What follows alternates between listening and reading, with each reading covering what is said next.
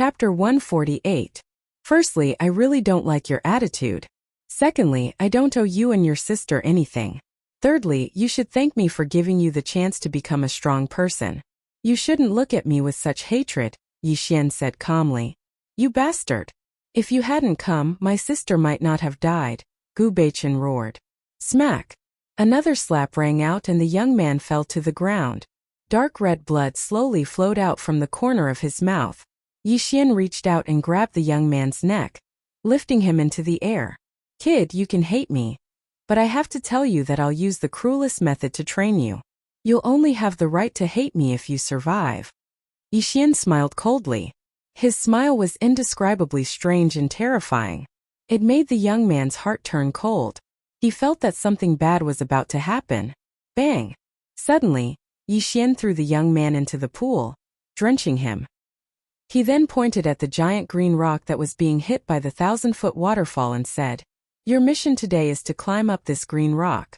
If you can't complete the mission I've given you, I'll let you know what it means to live a life worse than death. Looking at the terrifying force of the 1,000-foot waterfall, Gu Beichen's expression changed. He shouted at Yi Xian, You're crazy. The force of this waterfall is so terrifying. I'll die before I can climb up the green rock. As the young man spoke, he kept swimming towards the lake. It was obvious that he couldn't do as Yi Xian said. Suddenly, a willow branch had appeared in Yi Xian's hand at some point in time. Under the infusion of the blood light, the willow branch instantly straightened and violently lashed out at the youth with an extremely terrifying force. Smack! There was an explosion in the air. Before the young man could climb up to the shore, his back was torn open. Large amounts of blood flowed out and he howled in pain. Yi Xian, you bastard! I'm going to kill you! The young man roared, his eyes full of hatred. Trash like you! Pa pa pa! The willow whip whizzed through the air and struck Gu Beichen, causing him to bleed profusely. His cries grew weaker and weaker. If you can't climb up this rock today, then die under my whip, Yi Xian said coldly. It was obvious that he wasn't just joking. If the young man dared to disobey his orders, Yi Xian would really beat Gu Beichen to death. Yi Xian, I'm going to kill you. I'm going to avenge my sister. The youth's eyes were bloodshot as he glared at Yi Xian. Then, he swam towards the blue stone in the middle of the lake with all his might. At this moment, Yi Xian held the willow whip in his hand and looked coldly at the figure of the young man in the water. A cold smile appeared on his face.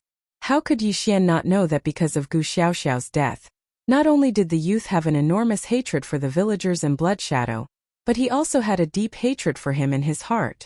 However, Yi Xian didn't care about this kind of hatred. Since Gu Beichen wanted to avenge his sister, then let him do it.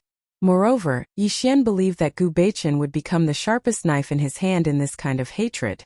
He would kill all living things for him, and eventually become a terrifying existence like Azura. Perhaps some people would ask why Yi Xian had such a peerless cultivation. Why did he have to do something superfluous and just kill the young man? Why would there be so much trouble? However, Yi Xian knew that when a kind person turned into an evil person, such a person was undoubtedly the most terrifying. Yi Xian also knew that he lacked such a person under his command, and Gu Beichen was the best candidate. Moreover, in the future, if Yi Xian had to deal with insignificant people personally, it would be a demeaning act. In the pool, the 1,000-foot waterfall slammed down as the young man struggled in the water. Every time he touched the green rock, the terrifying water current would smash him into the bottom of the water. Gu Beichen spat out blood and even some of his bones were broken. However, with the support of the hatred in his heart, Gu Beichen relied on his strong willpower to climb up the green rock. The sun set in the west and night fell. In the middle of the pool, the young man was covered in blood. His broken hands gripped the green rock tightly and refused to let go. No matter how the terrifying water current hit him, he gritted his teeth and climbed up. Finally, this time the young man wasn't hit by the water current. He had just climbed up the green rock when he shouted weakly at Yi Xian, I did it! I did it, bang! Gu Beichen finally couldn't take it anymore, and was hit by the water current again. This time he fainted. A blood-red light lifted him up and shot him directly towards Yi Xian. His flesh was lacerated and his bones were broken. Blood kept flowing out of his mouth. This was the young man's current condition. If no one treated him, it wouldn't be long before Gu Beichen died here. Looking at the scene before him, Yi Xian's eyes didn't have the slightest bit of pity. A spot of blood-red light appeared on his fingertip, and he suddenly pointed it at the young man. The young man groaned and slowly opened his eyes. Smack! The willow whip flew across the sky and whipped down. Immediately, the young man's broken body staggered and he let out a muffled cry of pain. Yi Xian's cruel voice rang out at this moment. Since you're not dead yet, sit up. Cultivate according to this technique until tomorrow morning. If you can't reach the first level of this technique, I'll kill you. Yi Xian said coldly and threw a book in front of the young man. When he took a step forward, his entire body mysteriously disappeared. Yi Xian, I'll definitely surpass you. I definitely will. Gu Beichen's face was full of tears. The pain in his body and mind seemed to be tormenting him to the point of insanity. His hands were already badly mangled, but he still held tightly onto the book Yi Xian threw down.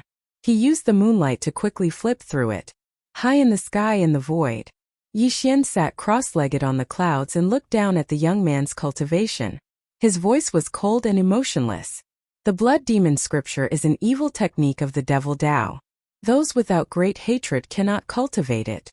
Every full moon night, you will suffer the pain of being bitten by thousands of ants. If you can endure these 3 months of cultivation, you will completely become a strong person of this era. If you can't, you will also die and become a wisp of smoke and disappear from the world. Yi Xian slowly closed his eyes and breathed in the waning moon high in the sky. As he breathed in and out, his body glowed. This was the light of the immortal spirit, the light of the great Tao. It was a sign that Yi Xian was gradually moving towards the late stage of the tribulation stage. Time flew by like a shuttle.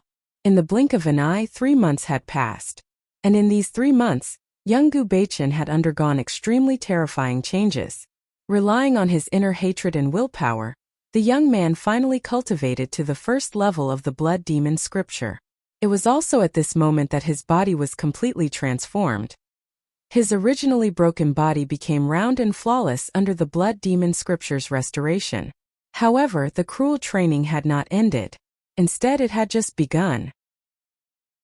Chapter 149. At sunrise, Yi Xian held a willow whip in his hand and lashed the young man viciously. Every time the whip landed, the young man's skin would split open.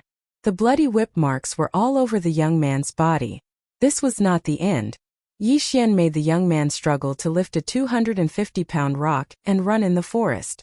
If the young man ran too slowly, the willow whip in his hand would fall mercilessly on him. At noon, the young man held the huge rock in his hand and let the 1,000-foot waterfall wash over him. The painful torture almost drove the young man crazy. In the afternoon, Yi Xian threw the young man into the valley. There were poisonous insects and ferocious beasts everywhere. He fought for his life and suffered unimaginable torture. But the cruel torture was not over. When the young man was on the verge of death, night fell. Yi Xian brought him out of the valley and lashed him viciously like a whip. The young man cried out in pain and begged Yi Xian for mercy, but Yi Xian did not show any mercy. At night, under Yi Xian's cruel torture, the young man endured his physical and mental exhaustion and cultivated the blood magic scripture under the moonlight. The days passed one by one. Gu Beichen went from crying and begging for mercy to enduring silently. It was as if he had slowly gotten used to this life and death training. Even his clear and innocent eyes gradually became sinister and cold. The huge rock on Gu Beichen's back increased from 250 pound to 500 pound, then to 250 pound, and finally to 10,000 pound. The 1,000-foot waterfall could no longer cause any harm to the young man's body. The battle with the poisonous insects and ferocious beasts was also reversed. Countless ferocious beasts were torn in half by the young man. He was covered in blood and walked out of the valley alone with a cold aura. The blood magic scripture, level 1, level 2, level 3. It was only when the young man reached level 7 that his terrifying cultivation speed slowed down. In just 3 short months, the once kind-hearted young man had gradually become ruthless under the hellish training. His cultivation had even reached Xiantian realm level 9. He was only 1 step away from breaking through to the Xiantian realm and becoming one of the strongest people in the world. If this cultivation speed was spread to the outside world, it would shock everyone. But in Yi Xian's eyes, Gu Beichen's cultivation speed was not satisfactory. The rolling hills rose and fell as a small stream flowed. Beside the stream, Gu Beichen and Yi Xian stood opposite each other. The atmosphere was extremely oppressive. You're really a good-for-nothing. It's been 3 months and you still haven't broken through to the Xiantian realm, Yi Xian said coldly. Yi Xian suddenly Gu Beichen laughed coldly as he looked at Yi Xian with eyes filled with an extremely terrifying killing intent. But, it's enough to kill you. Roar! Gu Beichen roared like a ferocious beast. He broke through to Xiantian realm level 9 in an instant. It was obvious that he had been hiding his cultivation level for a long time. He wanted to take advantage of this opportunity to kill Yi Xian in one fell swoop. Gu Beichen's body blossomed with a resplendent bloody light, as a pair of bloody hands violently grabbed towards Yi Xian's heart. From the looks of it, he simply wanted to take Yi Xian's life. Yi Xian, today is the day you die. Go to hell. Gu Beichen laughed sinisterly. He no longer looked like a kind-hearted young man. It was as if he had turned into a killing machine. His eyes were filled with cruelty and satisfaction. Suddenly a translucent jade-like palm appeared before Gu Beichen's eyes. His eyes widened in horror. Kacha! The sound of bones breaking was exceptionally ear-piercing. Gu Beichen's sternum caved in and he spat out mouthfuls of blood. His entire body flew out like a kite with a broken string and landed heavily on the ground. Thud thud thud. Yi Xian's expression was cruel and cold. He walked slowly towards Gu Beichen until he was beside the young man. His wide feet stepped on the young man's face, grinding it with force. He said coldly, "Not bad. You actually learned how to endure. Unfortunately, in my eyes, you're still just a piece of trash. I know you hate me, but it doesn't matter. As long as you can surpass me, you can attack me at any time. But remember, this is the first time. I can spare your life, but when you attack me a second time, think carefully. If you can't kill me, you'll become a corpse. Do you remember?" Yi Xian said coldly. "I remember." The young man, Gu Beichen, looked humiliated and hateful. Piak! The willow whip flew through the air and landed on the young man's body. "Louder, I can't hear you," Yi Xian shouted. "I remember." Gu Beichen howled in pain. Piak piak piak. Yi Xian's expression was cold and emotionless. The willow whip in his hand landed on the young man, causing him to groan in pain. His twisted face showed how much pain he was in. Obviously, the willow whip in Yi Xian's hand was no ordinary whip. Otherwise, it wouldn't have caused such pain to the young man. This is a lesson. I hope you remember it. Get up now and leave this place with me, Yi Xian said coldly. He then put away the willow whip and walked out of the mountain. Capital City. It had been a year since Yi Xian disappeared. Not only was the Wu and agency looking for Yi Xian, but the father and son of the Yi family also sent people all over the world to find out about Yi Xian's whereabouts. Mama Yi Linger and the rest couldn't sleep. They were afraid that Yi Xian would be in danger. In this year, the number of beasts in the world grew. What made people even more fearful was that the beast crisis had not been resolved. Some mysterious blood souls were wreaking havoc all over the world. If mutated beasts were enough to make humans feel uneasy, then these blood souls would simply make humans all over the world panic. This was because these blood souls were unpredictable, and ancient martial ability users were simply unable to kill these monsters. Countless humans had been slaughtered by the blood souls, causing humans all over the world to fall into extreme panic. At this time of global crisis, a piece of news spread to Capital City and caused a huge shock to the people of Xia country. In a small country like Japan, a cultivator from Japan had appeared out of nowhere. He held onto the Muramasa demon blade, and was currently crossing the ocean towards Xia country. He had even sent out an invitation, hoping to experience the charm of Xia country's martial arts, and use this opportunity to verify his cultivation. When such words spread to Xia country, it immediately caused the people of Xia country to be furious. This was because there was a hatred between the two countries that couldn't be washed away. This was simply a blatant provocation. And when this news spread, all the countries in the world focused their attention on Xia country's capital, wanting to watch a good show. At the same time, on the bustling streets of Capital City, Yi Xian was strolling forward. The young man, Gu Beichen, followed behind him with a cold expression. The two of them were heading in the direction of the Yi family compound. Chapter 150. In the Yi family's courtyard. It was early in the morning and the sound of martial arts training could be heard from the Yi family's courtyard. In the center of the courtyard, Yi Ping and Yi Ling were practicing with each other, surrounded by many martial artists. Second brother, your eagle claw technique is really powerful, Yi Ling said with a smile. Little sister, don't praise me. You haven't used your true jade sword technique yet. Otherwise, I wouldn't be your opponent, Yi Ping said with a bitter smile. If only big brother was here. With his martial arts, he would definitely teach us a lot of powerful things. Yi Ling sighed. Okay, little sister, big brother's cultivation is peerless. He will definitely be fine. He will come back sooner or later, Yi Ping comforted. Ling, it's time to eat. Mrs. Yi walked out of the inner hall and was calling for her son and daughter. She also let the siblings quickly enter the inner hall. Father, mother, grandfather. As the siblings entered the inner hall, they greeted them one by one, making the father and son of the Yi family look relieved. They hurriedly asked the siblings to sit down and eat. A year was enough to change a lot of things. Clearly, the meticulous care of the father and son of the Yi family in the past year had also caused some things to change greatly. If only Yi Xian was here. Then our family would be really reunited. Yi Songhai sighed. At the mention of Yi Xian, a trace of sadness flashed across Mrs. Ye's eyes, and Yi Songhao's expression was also complicated. In the end, he sighed helplessly. Breakfast was in progress.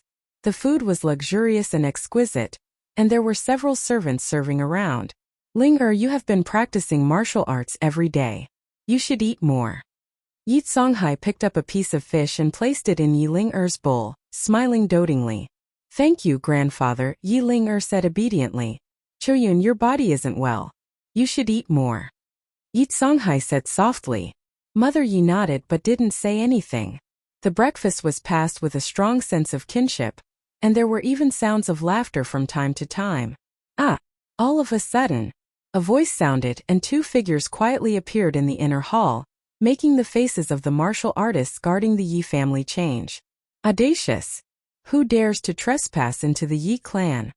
Before they could do anything, a cry of surprise rang out from Yi Ling-er's mouth. Big brother! Xian!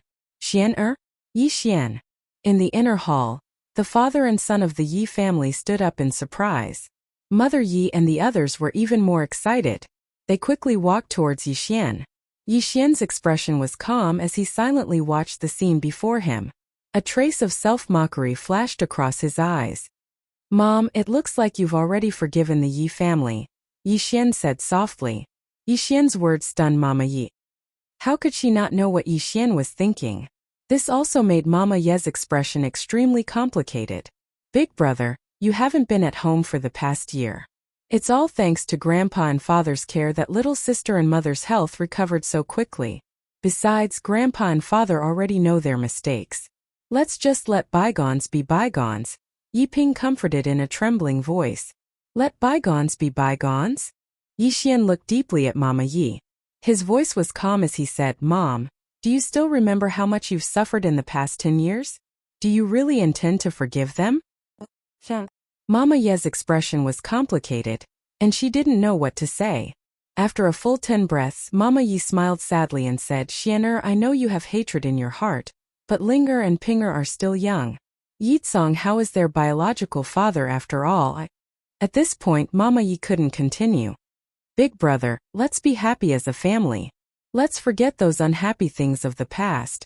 Yi Linger interrupted at the right time. Shut up. Suddenly, Yi Xian's expression was cold as he roared at Yi Linger. This also made Yi Linger bite her lips tightly, and tears appeared in her eyes. This was because she had never seen Yi Xian get angry at her. This also made her feel extremely unfamiliar with Yi Xian. Mom, do you still remember? Yi Xian took a deep breath and then slowly exhaled. His voice was even calmer as he said, When I was 5 years old, you dragged me and my little brother and sister out of the Yi clan. That day it was snowy and cold. It was you who told me that from then on, I would never have any contact with the Yi clan. When I was 14 years old, I was suffering from a terminal illness and was bedridden. It was this so-called Yitsong Hao who sent someone to bring me a letter, telling me to fend for myself. At that time you were heartbroken and weeping helplessly. Do you still remember? Yi Xian's fists were clenched, but he was smiling. However, his smile was full of bitterness. I know I was wrong. Yitsong Hao's face was bitter, and even his voice was trembling. Yitsong Hai was stunned speechless. He never thought that his son would be so heartless. This also made Yitsong Hai finally understand why Yi Xian had never forgiven him and his son. Bang! Suddenly, under the shocked gazes of everyone, Yi Xian knelt on the ground and kowtowed 3 times to his mother. This also made Mother Yi look at Yi Xian in a daze. A line of clear tears slowly flowed from her eyes, as if she felt that something extremely important was leaving her. Mom, you gave birth to me and raised me. In this lifetime, Yi Xian will never be able to repay you. However, today your son will have to say goodbye to you and pursue the endless Tongtian path of immortality. From now on, you and I may never see each other again. Your son has let you down in this lifetime, so I will kowtow to you here. Yi Xian kowtowed 18 times in a row, then suddenly stood up and looked at Yi Xian and Yi Xian. His voice was calm as he said, as a son, I cannot be filial to my mother. This is my life's greatest regret. If one day I find out that you did not treat my mother well, I, Yi Xian, will exterminate your entire Yi clan and never reincarnate. After saying this, Yi Xian deeply imprinted his mother's face into his mind. Then, he abruptly turned around and strode out of the Yi clan's residence. Xian, Mother Ye's sobbing voice suddenly came from behind Yi Xian. It also made Yi Xian's footsteps stop. However, he forced himself not to turn around. Only a lonely and bleak voice came from his mouth. Mom, I'm sorry. In the end, I don't belong to this mortal world. I really have to pursue the Tongtian path of immortality. Yi Xian's figure gradually disappeared into the distance. Gu Beichen silently followed behind him until the two of them disappeared from the Yi clan's residence. It was as if they had never appeared in the Yi clan's residence. In the bustling city, the clamor of the people could not drown out the sadness in Yi Xian's heart. Actually, Mother Yi and the rest did not know that Yi Xian had returned to the Yi clan today to bring Mother Yi and the rest back to Jiangnan. Yi Xian had already thought it through. As a son, he had to be filial to his mother. It was just a short 100 years, so he could still afford to wait. However, when he saw the Yi clan's father and son, Mother Yi, and little sister happily eating breakfast, he finally understood something. Chapter 151. The father and son of the Yi family, his younger siblings, and of course Yi Xian's mother.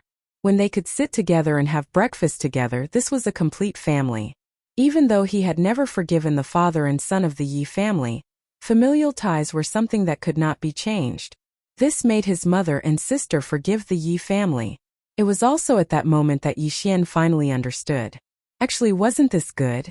Although he had not been by his mother's side for a year, his younger siblings were filial to his mother, and the father and son of the Yi family were even more caring. His mother could also live a happy life. Perhaps the only regret was that Yi Xian could not be by his mother's side and be filial to her. This was not only Mother Ye's sorrow, but also Yi Xian's regret. At this moment, Yi Xian could not help but think of a saying. There is no way to have it both ways in this world. This sentence fully explained Yi Xian's current situation. His heart was like heaven and earth, and all rivers flowed into the sea. Yi Xian smiled. He was truly freed from his familial ties. Perhaps this was the best outcome for him. The Tongtian Dao was right in front of him. He had completely let go of himself. From now on, he would be like a fish in the vast sea and a bird in the sky. The fetters of familial ties no longer existed. He would advance step by step until he stepped into the 9 heavens and looked down on all life. Yi Xian, you're indeed more ruthless than me. You can even give up on your family. I have to say I'm impressed. Gu Beichen sneered. Smack! A willow whip whizzed down and directly whipped Gu Beichen to the ground, causing him to groan. You need to call me Mr. Yi, not my real name. If there's a next time, I'll let you have a taste of what it means to be separated from one's bones and tendons. Yi Xian smiled slightly, causing Gu Beichen to glare hatefully at him. Then, he quickly got up from the ground and did not say another word. Wuan Agency meeting room. Yixian sat at the head of the table while Yixian stood behind him. Fatso Huang excitedly reported to Yixian about the underworld's development over the past year. Sir, all of the Grim Reaper's personal guards have stepped into the innate realm, while the other 3 groups have already left for various parts of the world. Just the peripheral members of the Mansion of the Dead alone already number 30,000 people in the world. Very good. You did well. Yixian nodded slowly. After receiving Yixian's praise, Fatso Huang smiled obsequiously. He glanced at Gu Beichen from the corner of his eye and said, "Since this little brother is following you, I'm sure you're not an ordinary person. May I know your name?" "Humph." Gu Beichen scoffed coldly. He was extremely disdainful of Fatso Huang's fawning attitude towards Yixian. Naturally, he could not be bothered with this person.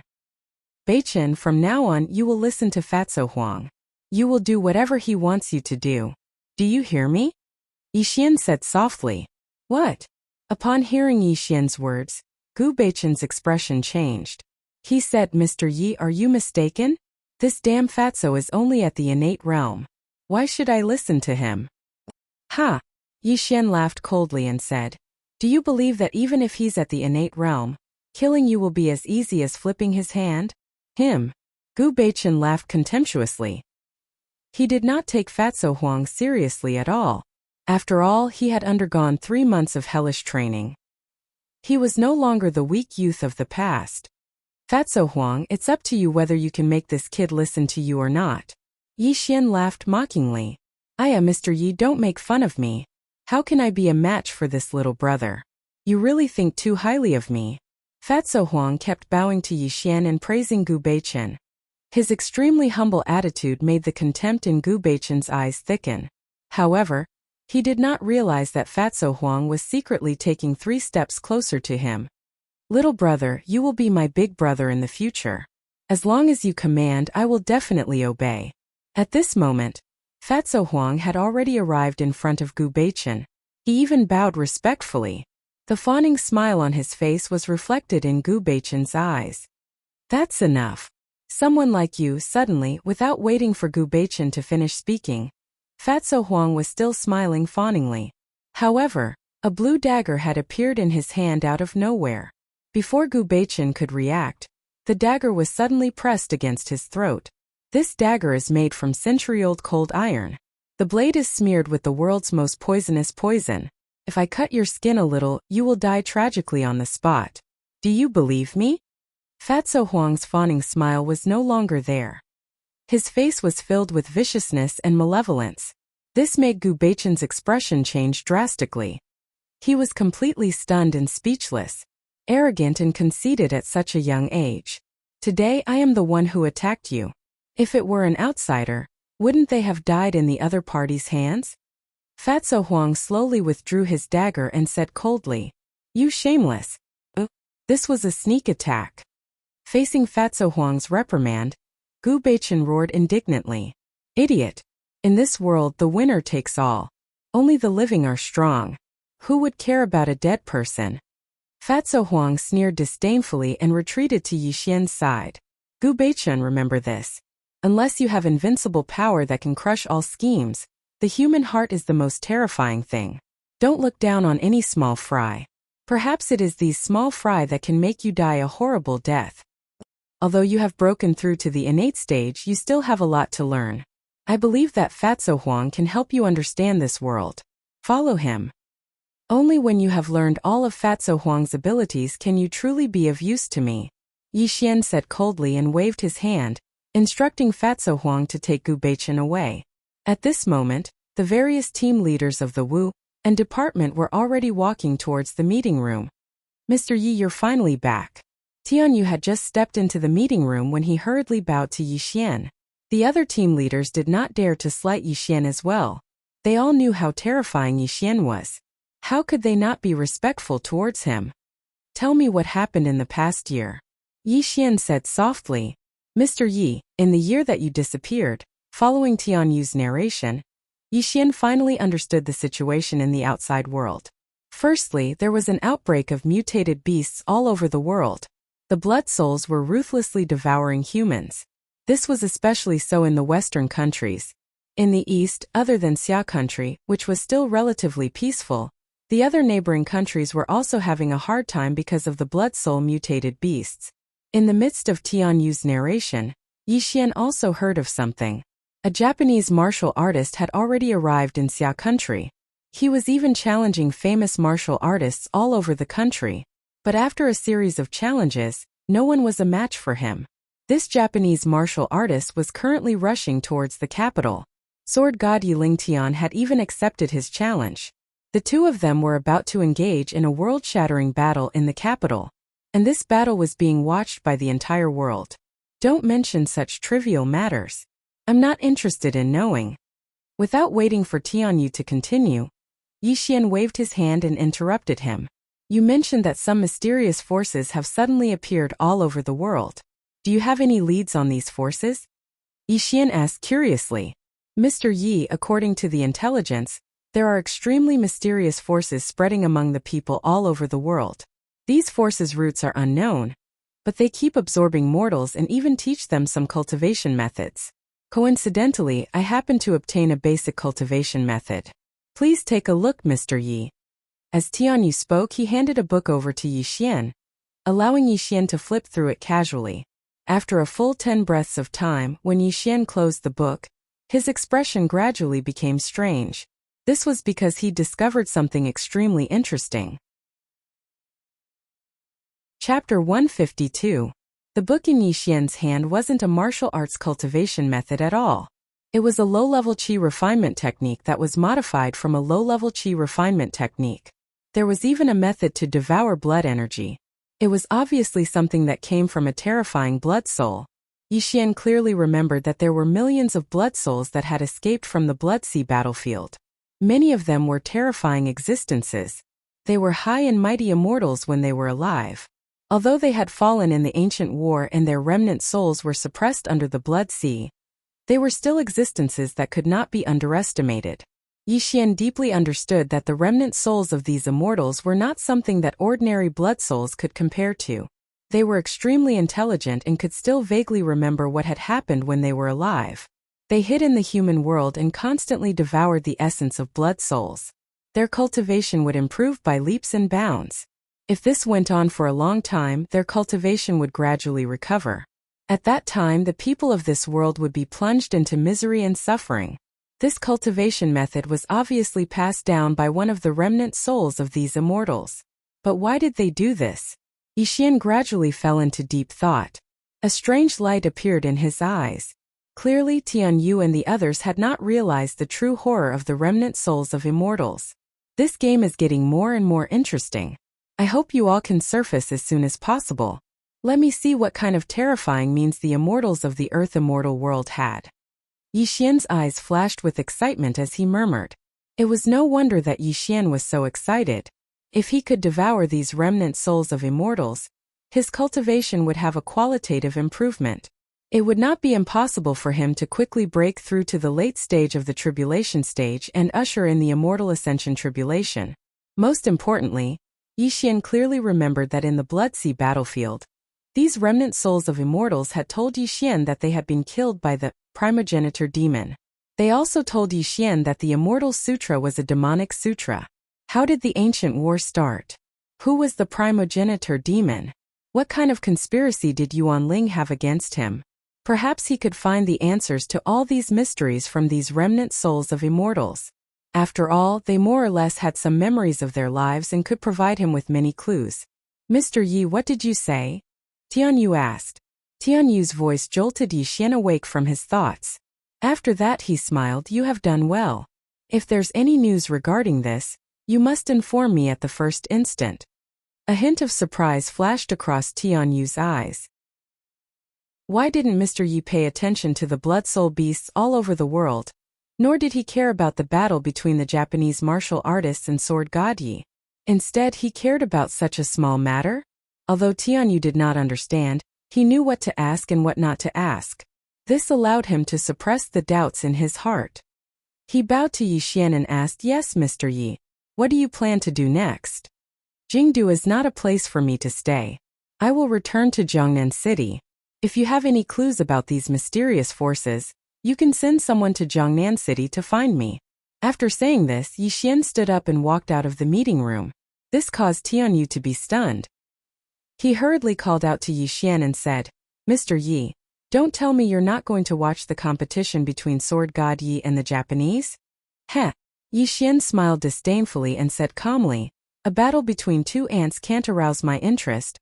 As Yi Xian's words entered their ears, not only was Tianyu stunned, but the expressions of the other team leaders changed drastically. They looked at Yi Xian in shock. Although they knew that Yi Xian was very strong and had killed Li Huantian before destroying the heavenly saber god, Yi Lingtian's cultivation was much stronger than those two. Could it be that he wasn't a match for Mr. Yi? Although everyone had the same thought, they did not dare to ask. They watched as Yi Xian left the meeting room. Jingdu Airport. A private plane flying to Jiangnan City was parked there. A large Zhua character was printed on the fuselage. As the cabin door opened, Yi Xian boarded the plane with Fatso Huang and Gu Beichen. At the same time, on the other side of Jingdu Airport, another private plane landed. As the cabin door opened, a large number of bodyguards walked out of the cabin door. Countless reporters waited anxiously under the plane. When a Japanese martial artist walked out of the cabin door, many reporters took photos of him. Muramasa Haoyue, known as the Japanese martial god, was the strongest person in Japan. He once held the demon blade Muramasa and cut a terrifying sea beast into two with a slash. Since then he had become famous. He had a handsome face like a young man. His black hair fell behind his head and he held a long and narrow blade in his arms. However, the blade was wrapped in a large amount of black cloth, preventing people from seeing the true appearance of the blade. It was obvious that the blade was the legendary demon blade Muramasa. Mr. Muramasa Haoyue, you're only 30 years old this year. Sword God Yi was the second strongest person in Xia country 100 years ago. Do you really think you can defeat Sword God Yi? A reporter asked a sensitive question directly. Tortoise has lived for a long time, but do you think he's a match for me? Muramasa Haoyue spoke in fluent Chinese. Although his voice was calm, the meaning behind his words immediately caused an uproar among a large number of reporters. They aimed their cameras at him and broadcasted his speech to the various major television stations. The sky was clear and white clouds floated in the sky. Yi Xian looked out of the window with his eyes drifting. He was in a daze. After leaving Jingdu Airport today, he might never see his family again. This was his choice, but it also made him feel regretful. The only thing that comforted Yi Xian was that his mother had a son and a daughter by her side. This was not the worst outcome. Yi Xian held a glass of red wine and took a few sips from time to time.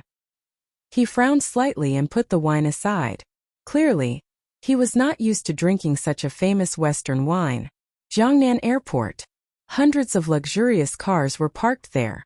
Thousands of men in black lined up in a row. Ordinary people were separated by yellow lines and were not allowed to step into the yellow lines. Fully armed and heavily guarded, there were a large number of patrolling soldiers with rifles patrolling around the airport. It looked like a big shot was coming to Jiangnan City, which was why such a scene appeared.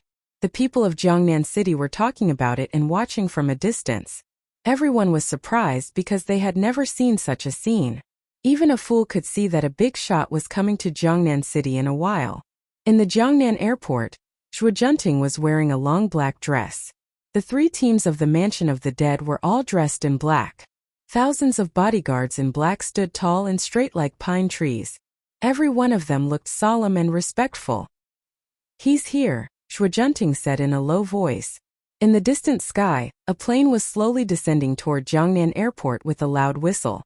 As the private plane came to a stop, the cabin door opened quickly. A slender figure appeared in Zhuo Junting's eyes. Welcome back to Jiangnan, Mr. Yi. Zhuo Junting bowed.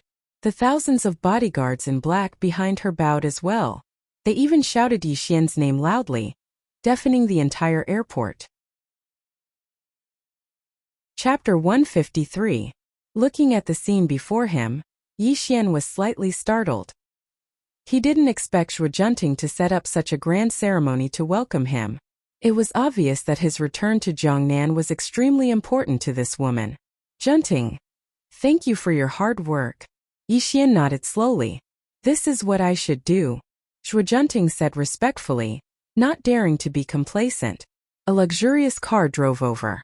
Zhuojunting opened the door and invited Yixian in. Then a large number of black cars cleared the way.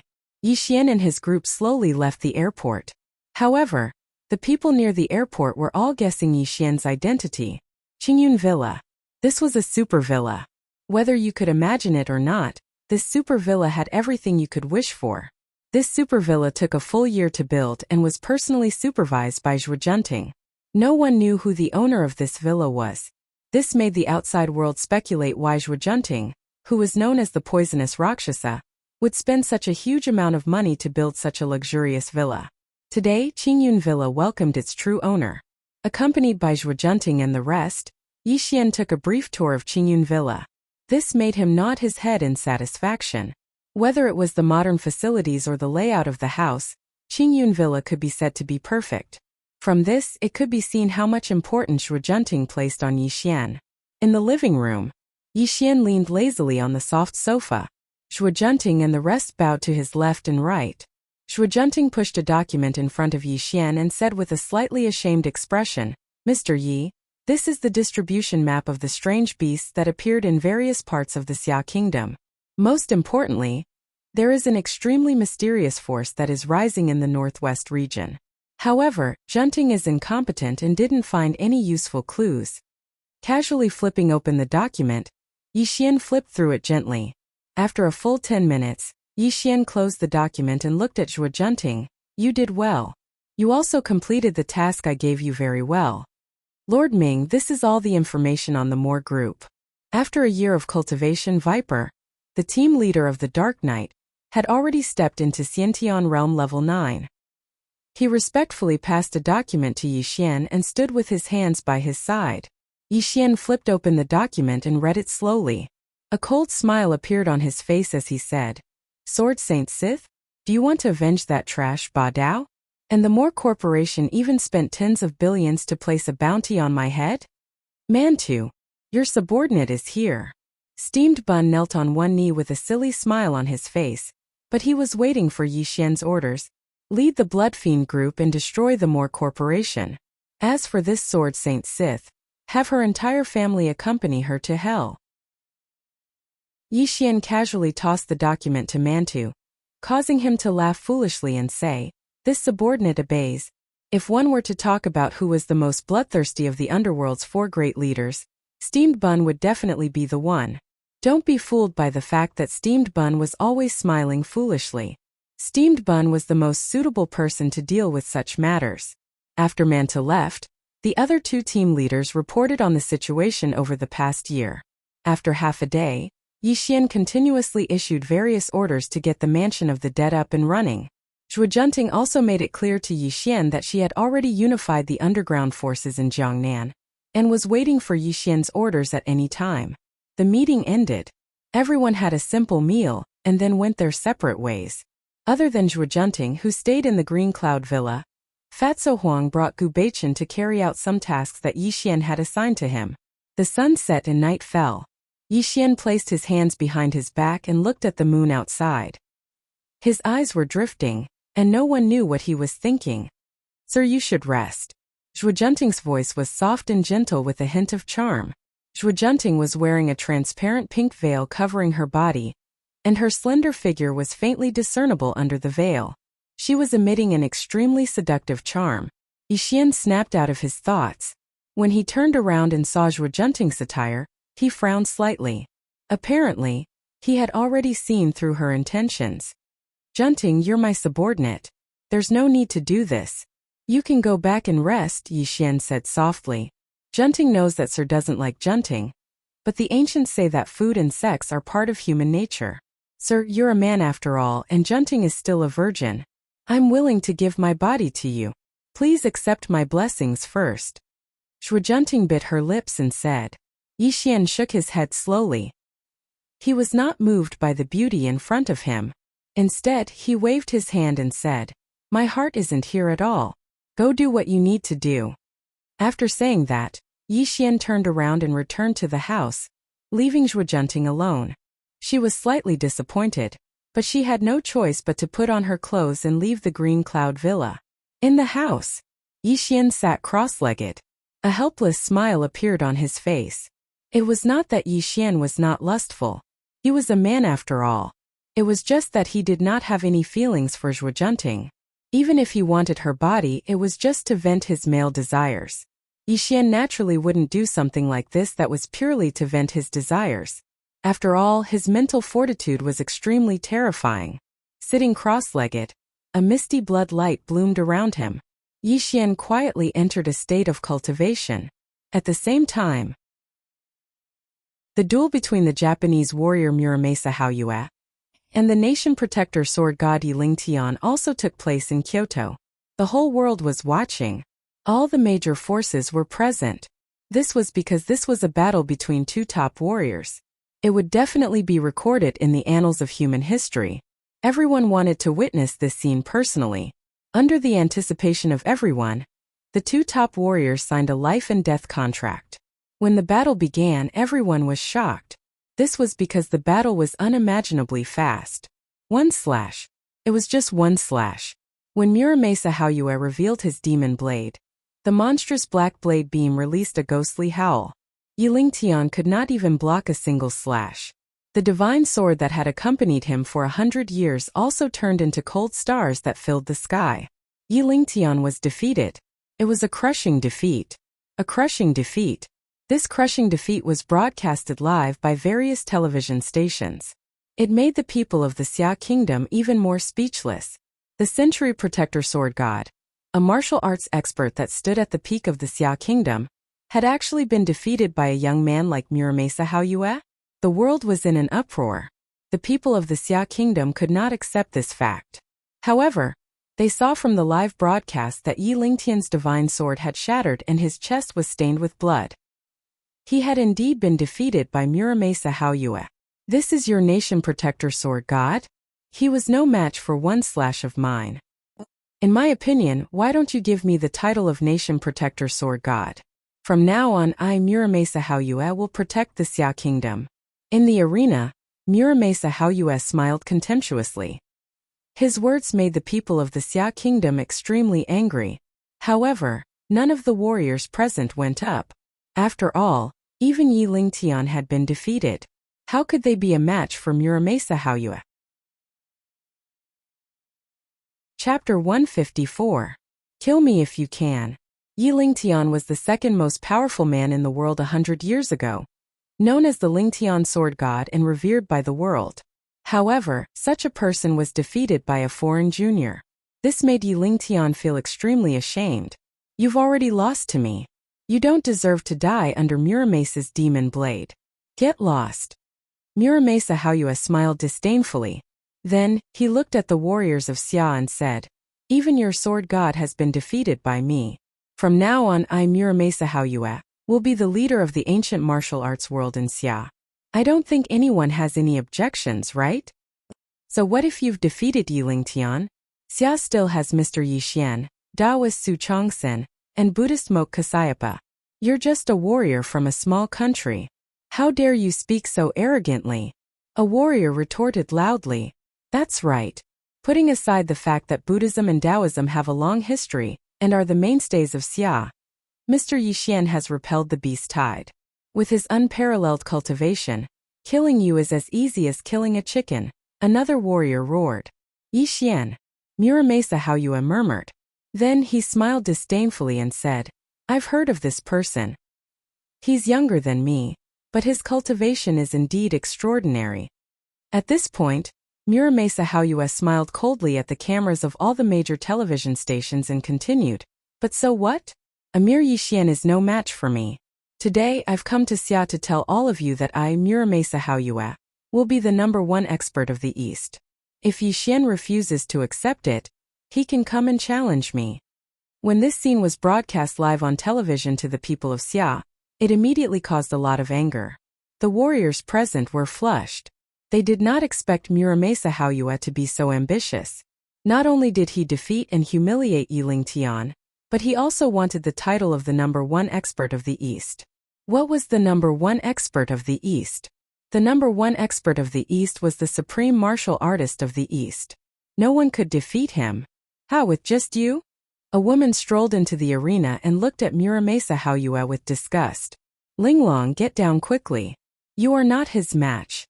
There was blood at the corner of Yi Lingtian's mouth, but when he saw Exquisite enter the arena, he still cried out in alarm. He was afraid that Exquisite would be killed by Muramasa Haoyue. Who are you? Do you want to challenge me too? Muramasa Haoyue's eyes lit up as he looked at her exquisite, childish face and huge breasts. A strong desire appeared in his eyes. I admit that I'm no match for you, but you slandered my master. I won't allow you to spout nonsense here, Linglong said sternly. Who is your husband? Yi Xian. As the two of them exchanged questions and answers, cries of surprise could be heard from below the stage. This was because even though Yi Xian's battle records were few, he had never been defeated. Everyone knew just how powerful Yi Xian's cultivation was. Yi Xian. At the mention of this name again, Muramasa Haoyue narrowed his eyes and sized up Linglong. He said, I like you very much. Why don't you and I make a bet? If I defeat Yi Xian, you will become my woman. How about that? With just you, you are still no match for my master. But let me remind you, if you really go to my master, I'm afraid you will die without a burial ground, Linglong sneered. You are an interesting woman. It seems that you are very confident in him. But this is good. When I defeat him, you will know who is the real strong one, Muramasa Haoyue said with narrowed eyes. A duel between two top cultivators ended with a strong start and a weak finish. It also showed the world how terrifying Muramasa Haoyue was. However, this wasn't the end. Under the anticipation of everyone, Muramasa Haoyue left the capital and headed in the direction of Jiangnan City. He even let out word to the outside world that the so-called Yi Xian wasn't his match at all. Jingdu First Hospital. Yi Lingtian's face was pale. The knife wound on his chest was extremely terrifying. A large number of doctors were treating Yi Lingtian's wound. Azure Dragon and Linglong stood beside him, their faces pale. Linglong, is Yi Xian really that strong? Is this the reason why you have always refused to acknowledge me as your master? Yi Lingtian's face was red as he said in a dissatisfied voice. Hearing Yi Lingtian's dissatisfied words, Linglong's eyes flickered. She looked in the direction of Jiangnan City and said, Mr. Yi is really strong. You will never know how terrifying he is.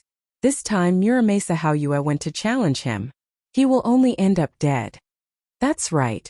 I believe that Mr. Yi can defeat this person and become the top expert of the East. Azure Dragon nodded slowly. Haha. Suddenly Yi Lingtian laughed wildly. As he laughed, he actually cried. The top expert of the East? What a joke, what a joke. Yi Lingtian stared at the two of them and said, I admit that I am no match for Muramasa Haoyue. But even if this Yi Xian can defeat this person, it is simply a joke if he wants to become the top expert of the East. Looking at Yi Lingtian's crazed appearance, Azure Dragon and Linglong were stunned. They did not know why Yi Lingtian would say such a thing. The true top expert of the East does not even bother to set foot in the mortal world. 100 years ago, he had already stepped into the legendary realm of the path of immortality, searching for the method of immortality. Yi Lingtian's face was crazed as he roared. There is no road in heaven and earth, only I, the immortal Juve. These 8 words describe this person's life. He is a god, he is an immortal. Throughout the past 1,000 years, no one has been able to stand shoulder to shoulder with him. Who is he? Looking at Yi Lingtian's crazed behavior, Azure Dragon asked in a trembling voice. The Great Oblivion Marshal Juexian.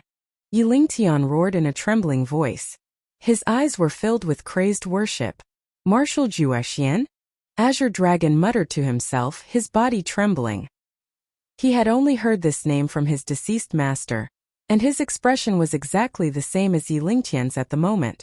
Azure Dragon still remembered his master's infatuated and crazed worship. Dong! Suddenly Yi Lingtian staggered off the bed. Under Azure Dragon and Linglong's horrified gaze, Yi Lingtian pushed open the door of the ward. He was already far away, but his crazed voice could be heard at this moment. My 100 years of fame has been destroyed, but it doesn't matter. As long as Marshal Juexian is alive, No one in the world dares to call themselves the top expert of the East. Qingyun Villa, Jiangnan City.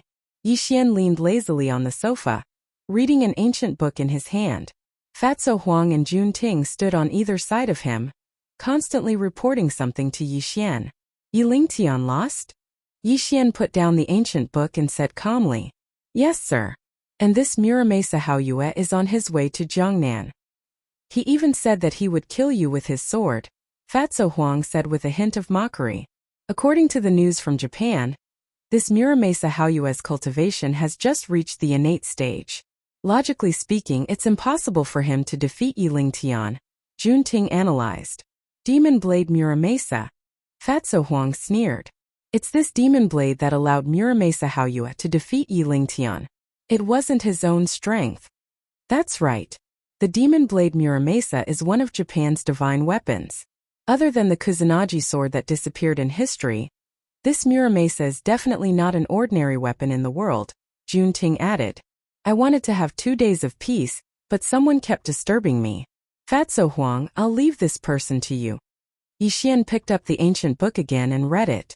He didn't care about this so-called Muramasa Haoyue at all. Yes, sir. Fatso Huang laughed sinisterly and turned to leave.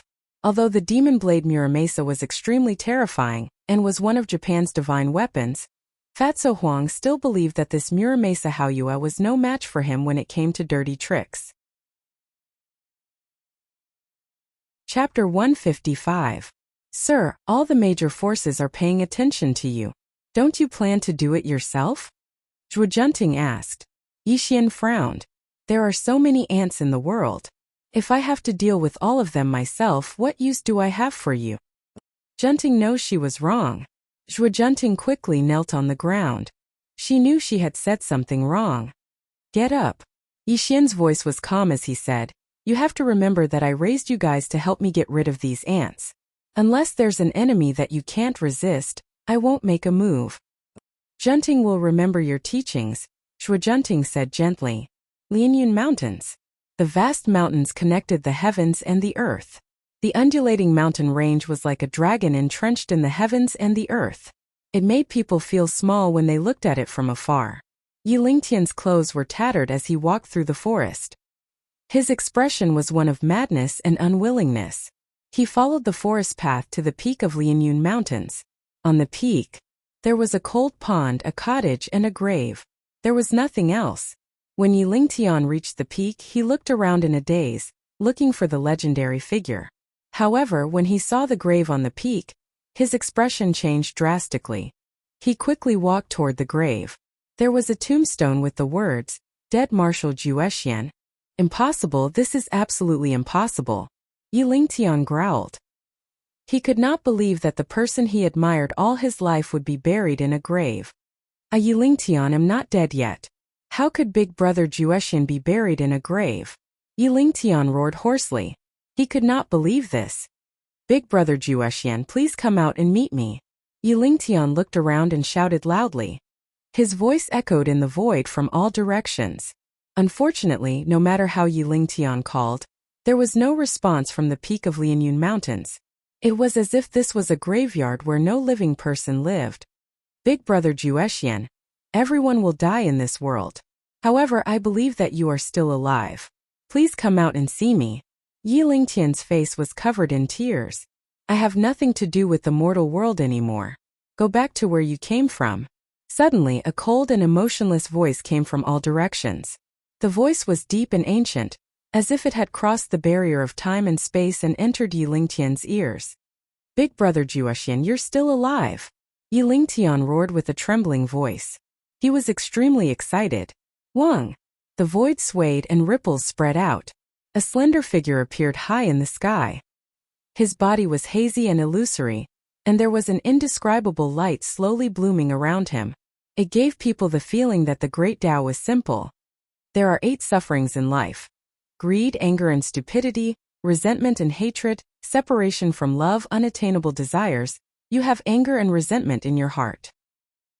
You are trapped by your own reputation and have already fallen into the unorthodox path.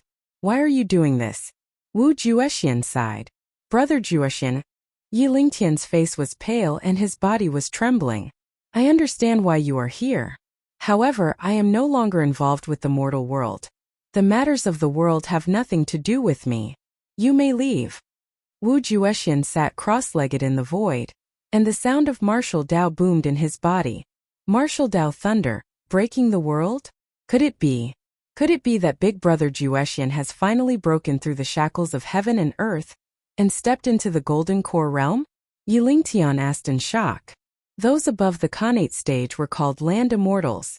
They could live up to 300 years. However, in the eyes of Yi Lingtian and the others, the Land Immortals were also called the Foundation Establishment stage. However, they had no spiritual qi to absorb and could only stagnate for the rest of their lives. Above the Foundation Establishment stage was the Golden Core stage. Wu Juexian had already stepped into this stage 100 years ago. Today, 100 years later, Wu Juexian's body was emitting martial Dao thunder. Could it be that his Golden Core stage was completed? Golden Core stage? Wu Juexian murmured. Then he slowly shook his head and said, "You are wrong. There is no spiritual qi in this world. How can I truly become an immortal cultivator? However, I, Wu Juexian, have cultivated for 100 years. Even though there is no spiritual qi in this world and the path to immortality has been cut off, I have walked a path that no one has walked before. My path is to enter the way through martial arts. I only cultivate myself and do not respect heaven and earth." As Wu Juexian's words fell, Yi Lingtian was stunned.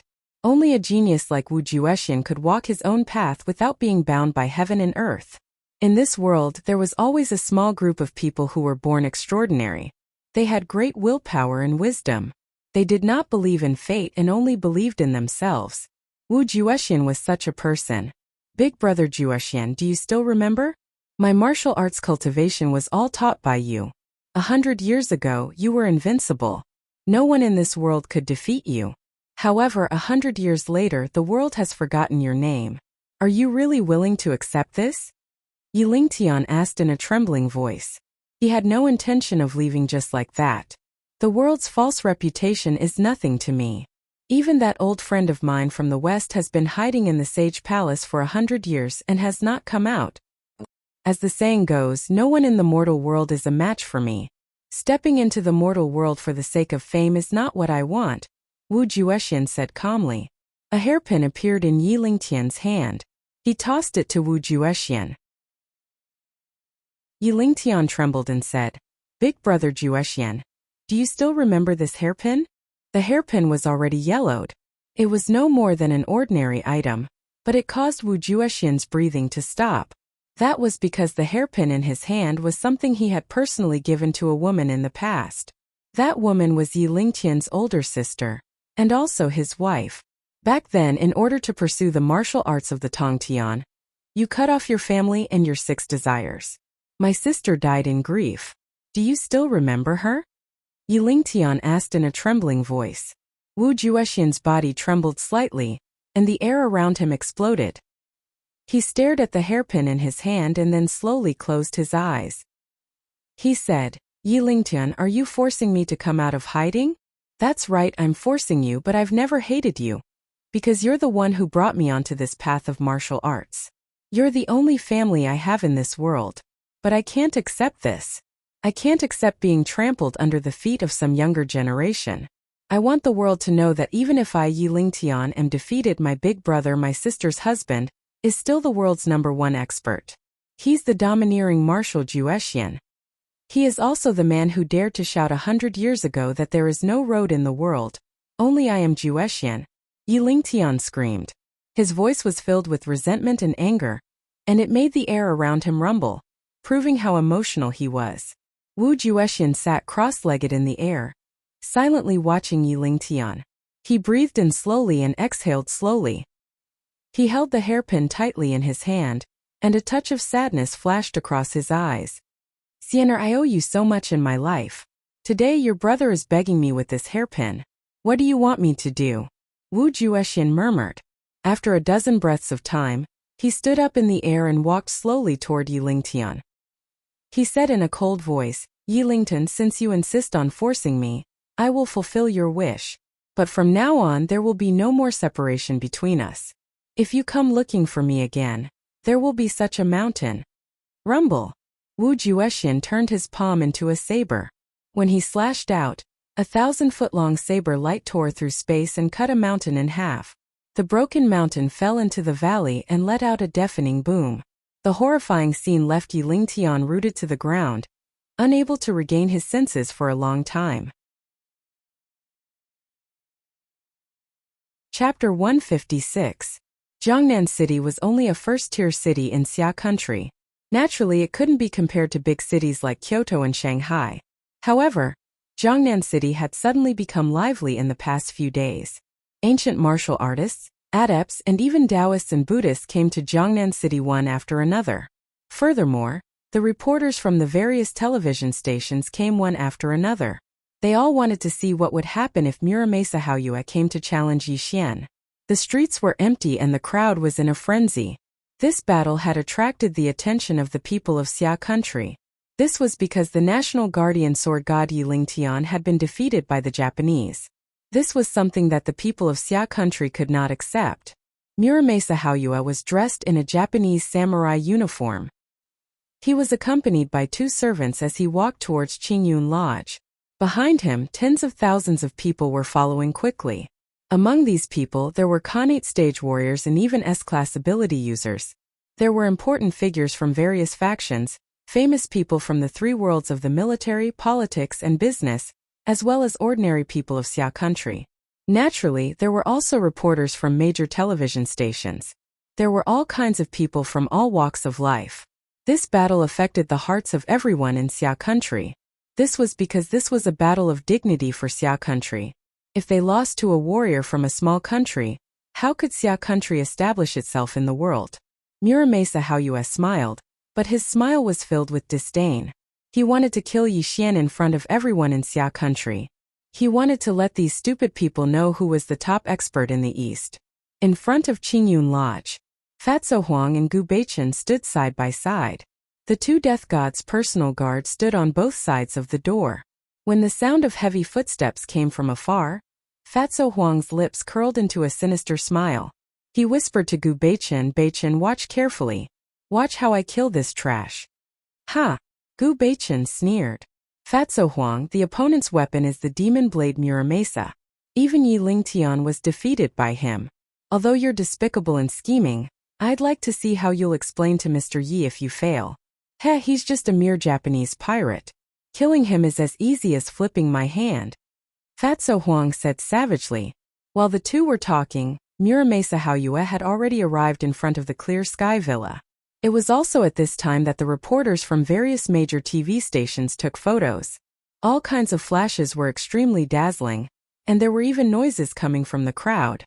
My master Muramasa Haoyue has come today to challenge Mr. Yi Xian. This is my master's letter of challenge. Mr. Yi Xian, please come out and fight. One of the servants had an arrogant look on his face as he threw the golden invitation at Fatty Huang. After receiving the letter of challenge, Fatso Huang smiled slightly. Under the cameras of major TV stations, he tore up the letter of challenge and threw it on the ground. This also made Haoyue Muramasa's face change slightly. He looked at Fatso Huang with a cold, murderous look. How could a mere woku be worthy of my master's attention? Hua! Following Fatso Huang's words, an uproar came from the crowd. Everyone's faces were filled with surprise. Could it be that this Mr. Yi did not intend to accept Muramasa Haoyue's challenge? Yi Xian is only so. It seems that he is just a person with an undeserved reputation. Muramasa Haoyue walked forward with large strides. The aura around his body was extremely cold. He even turned around and sneered at the many people of China. The dignified China actually has no one who is my match. Since this Yi Xian refuses to fight, then I'll personally tear down his Clear Sky Pavilion and kill him under my blade. I'll let you foolish people of China experience the power of my Japanese martial artists. Humiliation. Undisguised humiliation. When Muramasa Haoyue said these words, not only the people of China present, but even the people of China sitting in front of the TV, everyone's faces flushed red as anger rose in their hearts. Friend, please come out and fight, Mr. Yi. That's right. If even Mr. Yi avoids the battle, Wouldn't all the countries in the world mock China for having no one? Mr. Yi, please fight. The crowd's emotions surged like waves. All sorts of pleading voices could be heard. And this also made Muramasa Haoyue sneer. He looked at Fatso Huang with an extremely mocking gaze. Everyone, please be quiet. Don't disturb my master's afternoon nap. Fatso Huang's expression turned cold. He knew very well that Yi Xian was currently taking a nap. If he couldn't even handle such a small matter, wouldn't he be blamed by Yi Xian? Afternoon nap? This? A surprised voice came from the crowd. No one expected that Mr. Yi would still be taking a nap at such a critical moment. You're just putting on an act. Let me tear down your clear sky villa and see where this coward is hiding. Muramasa Haoyue said coldly. When he took a step forward, he suddenly appeared in front of the door. His surroundings were filled with violent aura. It was obvious that he was about to smash the door and force his way in. Little pirate, you're courting death. The corner of Fatso Huang's mouth curled into a sinister smile. A bloody light spread out from his body. His fleshy palm strangely turned into a pale green color, and a stench filled the air. Corpse poison palm. Fatso Huang suddenly slammed his palm towards Muramasa Haoyue. The terrifying absolute poison astral wind instantly enveloped this person, causing Muramasa Haoyue's expression to change greatly. His footsteps violently retreated.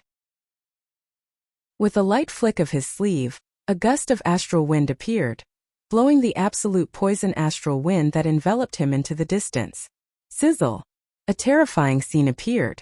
100-year-old tree in the distance was infected by the absolute poison astral wind. The tree instantly withered, and the green leaves turned yellow. In just a few breaths of time, under the horrified gazes of the crowd, the 100-year-old tree turned into a pile of wood dregs. The terrifying scene was extremely shocking. What a sinister palm technique! The corner of Muramasa Haoyue's mouth twitched. A chill rose from the bottom of his heart. If he hadn't retreated quickly, he would have definitely suffered a great loss from this sinister palm technique. At this moment, Muramasa Haoyue's arrogance was no longer there. He finally looked at Fatso Huang seriously. He slowly raised the Muramasa demon blade in his hand. His eyes were filled with terrifying killing intent as he looked at Fatso Huang. To be able to cultivate such a sinister palm technique, it seems that you are not a kind person. You are qualified to die under the Muramasa demon blade. The black cloth wrapped around the demonic blade slowly unraveled, and a dark, cold light slowly bloomed, causing the faint howls of ghosts to resound from all directions, causing everyone present to feel a chill run down their spines.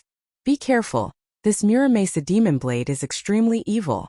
Sword God Yi was defeated by this blade. A Khanate realm warrior loudly reminded Fatso Huang, afraid that Fatso Huang didn't know the power of this blade. Muramasa demon blade? I'm afraid you can't use this blade, right? Fatso Huang smiled sinisterly. A smug look appeared in his eyes. This moment he suddenly attacked. A pair of pale green palms violently slammed towards Muramasa Haoyue. You are courting death. Muramasa Haoyue said coldly. He held the demon blade with both hands and suddenly raised it. It was as if he would kill Fatso Huang in the next moment. Chapter 157. Poof! Suddenly, without waiting for Muramasa Haoyue to slash out, his face suddenly turned pale green. A large amount of black blood flowed out from the corner of his mouth. The Muramasa demon blade in his hand fell to the ground at that moment. Die! Bang! Fatso Huang smiled cruelly. His corpse poison palm suddenly slammed into Muramasa Haoyue's chest, knocking him to the ground. Muramasa Haoyue did not even have the strength to fight back. Such a scene completely stunned everyone present. No one expected that such a terrifying Muramasa Haoyue would be defeated by a nobody. Furthermore, this person was only Yi Xian's servant. Silence! Silence! Dead silence! Tens of thousands of citizens of the Great Xia were dead silent at that moment. It took a full 10 breaths of time before they let out a cheer. At that moment, Muramasa Haoyue's mouth could not stop bleeding. His forehead was covered in cold sweat. He looked at Fatso Huang with eyes full of anger. You are so despicable. You actually poisoned me? Muramasa Haoyue roared. What a joke. What a joke. I am despicable and shameless, but you are no different from me. Don't forget that you were able to defeat Yilingtian because of this Muramasa demon blade? Since you can rely on external objects to win, why can't I rely on poison to kill you? Fatso Huang sneered. As Fatso Huang's words fell, Muramasa Haoyue's face turned ashen. He wanted to refute loudly, but he did not know what to say when the words reached his mouth. Fine, fine, fine. Today I Muramasa Haoyue admit defeat. However, you have to let me know why I lost. When did you poison me? Why didn't I feel anything at all? Muramasa Haoyue roared loudly. Clearly, he did not know why he had lost. Go to the King of Hell and ask for an answer. Fatso Huang walked over slowly. The smile on his face was extremely ferocious. Clearly, he did not intend to let Muramasa Haoyue's life go. This made Muramasa Haoyue's expression change drastically. He said, I have already admitted defeat. Do you still want to kill me? You're really stupid. Fatso Huang had already arrived in front of Haoyue Muramasa. He looked down at him and said, I never said that I was competing with you in martial arts. Since you dare to provoke my master, you should be prepared to die. Die. Under Muramasa Haoyue's horrified and desperate gaze, Fatso Huang chopped out with a karate chop, directly cutting off Muramasa Haoyue's head to the ground. The bleak and terrifying blood soaked the ground, making it look extremely terrifying. Cruel, sinister, ruthless, and merciless. This was the attitude that Fatso Huang displayed in front of everyone. It also allowed everyone to truly understand Fatso Huang at this moment. Some people were so frightened that their legs were trembling. Picking up the Muramasa demon's blade, Fatso Huang looked around at everyone present. Then he smiled and said, My master will not see any guests. I also hope that everyone will not come to disturb him in the future. Please leave. After saying this, Fatso Huang took the Muramasa demon's blade and strode towards the Qingyun villa. Muramasa Haoyue's two servants were already scared out of their wits. It was only when they saw the Muramasa demon's blade in Fatso Huang's hands that the two of them quickly regained their senses. Wait, the Muramasa demon's blade is one of the divine protector weapons of Japan. Sir, please return it to us. One of the servants said with a trembling voice. Hey, if you want to die, you can take back this blade. Fatso Huang turned around and smiled sinisterly. Immediately, the two servants' faces turned pale. After a moment of hesitation, they put away Muramasa Haoyue's corpse and quickly fled the place. At this moment, over 10,000 citizens of Xia country watched this scene in a daze. They never thought that Muramasa Haoyue would die in the hands of Yixian's servant. Moreover, even Japan's divine protector weapon, the Muramasa demon's blade, was taken away by Yixian's servant. What a powerful Fatso! Who exactly is he? I've seen this person once in the Wuanan agency. Back then I only thought that he was an ordinary member. Now it seems that he's a peerless expert. Bullshit. He clearly addressed Yixian as Sir, and has always regarded himself as a servant. In my opinion, this Mr. Yi is the most terrifying existence. All sorts of discussions were heard and the crowd gradually dispersed. However, Muramasa Haoyue's death made the citizens of Xia country very excited. In the Qingyun villa, Fatso Huang held the Muramasa demon's blade and bowed below Yixian with a face full of smiles. On the other hand, Gu Beichen looked puzzled as he stared at Fatso Huang. Until now, he still did not understand why Muramasa Haoyue would be poisoned and unable to use the Muramasa demon's blade. Sir, Muramasa Haoyue has been killed by me on the spot. This is the Muramasa demon's blade. Please take a look. Fatso Huang's attitude was humble as he handed the Muramasa demon's blade to Yixian with both hands. You did well. I really didn't misjudge you. Yixian took the blade casually and narrowed his eyes. A trace of doubt flashed across his eyes and then disappeared quietly. Fatso Huang, you've been with me all day. When did you poison Muramasa Haoyue? Gu Beichen finally could not hold back the doubts in his heart and asked Fatso Huang. Fatso Huang smiled and said, Actually, this is all thanks to the Dark Knight group. If not for Viper giving me enough information, I wouldn't have been able to kill Muramasa Haoyue. What information? Gu Beichen asked. Let me tell you. Viper walked forward and smiled.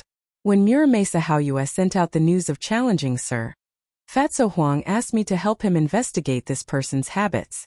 After a few days of investigation, the Dark Knight group had thoroughly investigated this person's habits and preferences. Even if he went to the toilet a few times a day, it was all recorded in the documents. Fatso Huang smiled and said, "Through the documents that Viper gave me, I discovered something very interesting. Muramasa Haoyue likes to eat raw sashimi called blood zebra fish. Before I followed Mr. Yi, I was a doctor. I don't dare to say that I'm proficient in the art of medicine, but I still know a thing or two about this type of blood zebra fish. This blood zebra fish's meat is delicious and it's indeed not poisonous. However, if it's paired with bluegrass, it's a type of poison in the world." As Fatso Huang said this, he looked at Gu Beichen and said, "Bluegrass is extremely precious, but it's extremely easy for the underworld to find it. A few days ago, I transplanted a large amount of bluegrass in front of Qingyun Villa. Muramasa Haoyue had eaten sashimi of the blood zebra fish on that day. When he smelled the fragrance of the bluegrass, it had already triggered the poison." As Fatso Huang explained everything, Gu Beichen suddenly understood. He looked at Fatso Huang with a look of admiration. He finally understood why Yixian asked him to follow Fatso Huang. At this moment, Yixian smiled. He was very satisfied with the decision to establish the underworld. With Fatso Huang and the rest by his side, he could save a lot of trouble. This was also his original intention for establishing the underworld. Chapter 158. The entire world was in an uproar. The death of Muramasa Haoyue completely caused the diplomatic relationship between Japan and Xia to drop to a freezing point. Japan even sent their foreign affairs minister to ask Xia for the Muramasa demon blade. Unfortunately, Xia's officials were very strong. They directly told the Japanese that the Muramasa demon blade was Yixian's spoils of war. Xia had no right to ask Yixian to return it to Japan. For a moment, the smoke of war slowly rose between the countries. It seemed like a war would break out if there was a disagreement. However, at this critical moment when the exotic beasts were wreaking havoc all over the world, this war also disappeared without a trace. Yixian, a simple name, was known by the entire world. He was even crowned as the #1 expert of the East. He was vaguely at odds with the Golden Paladin of the Vatican City in the West. Although Muramasa Haoyue didn't die at the hands of Yixian, just one of Yixian's servants had taken his life. This also caused Yixian's reputation to reach its peak. But this wasn't the end. When Yixian was crowned as the #1 expert of the East, explosive news spread all over the world. It completely caused an uproar among the forces of the world. They even sent messengers to Xia. Wu Juexian, a domineering name. When this name appeared in the ears of the world, ordinary people were puzzled. They didn't know who it was. However, whether it was the East or the West, when some ancient forces heard the name Wu Juexian, their hearts trembled. That was because it was this name that had caused a huge commotion 100 years ago.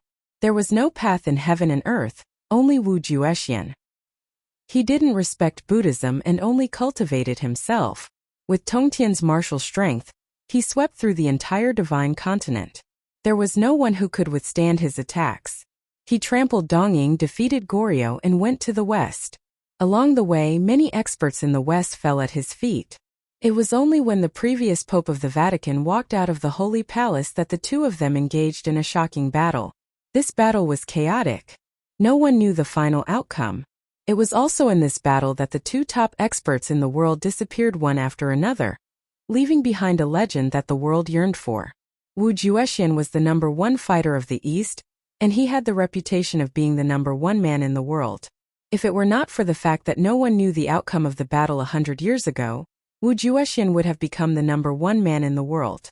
Ancient martial artists came to court, mutants came to pay their respects, Jixia Academy, Small Thunder Temple, the ancient clans of the East and West, the emissaries of the Vatican, the Western Witchcraft Alliance. All the major powers in the world rushed towards the Xia Kingdom because Wu Juexian was a legend of his era, and no one had ever broken this legend.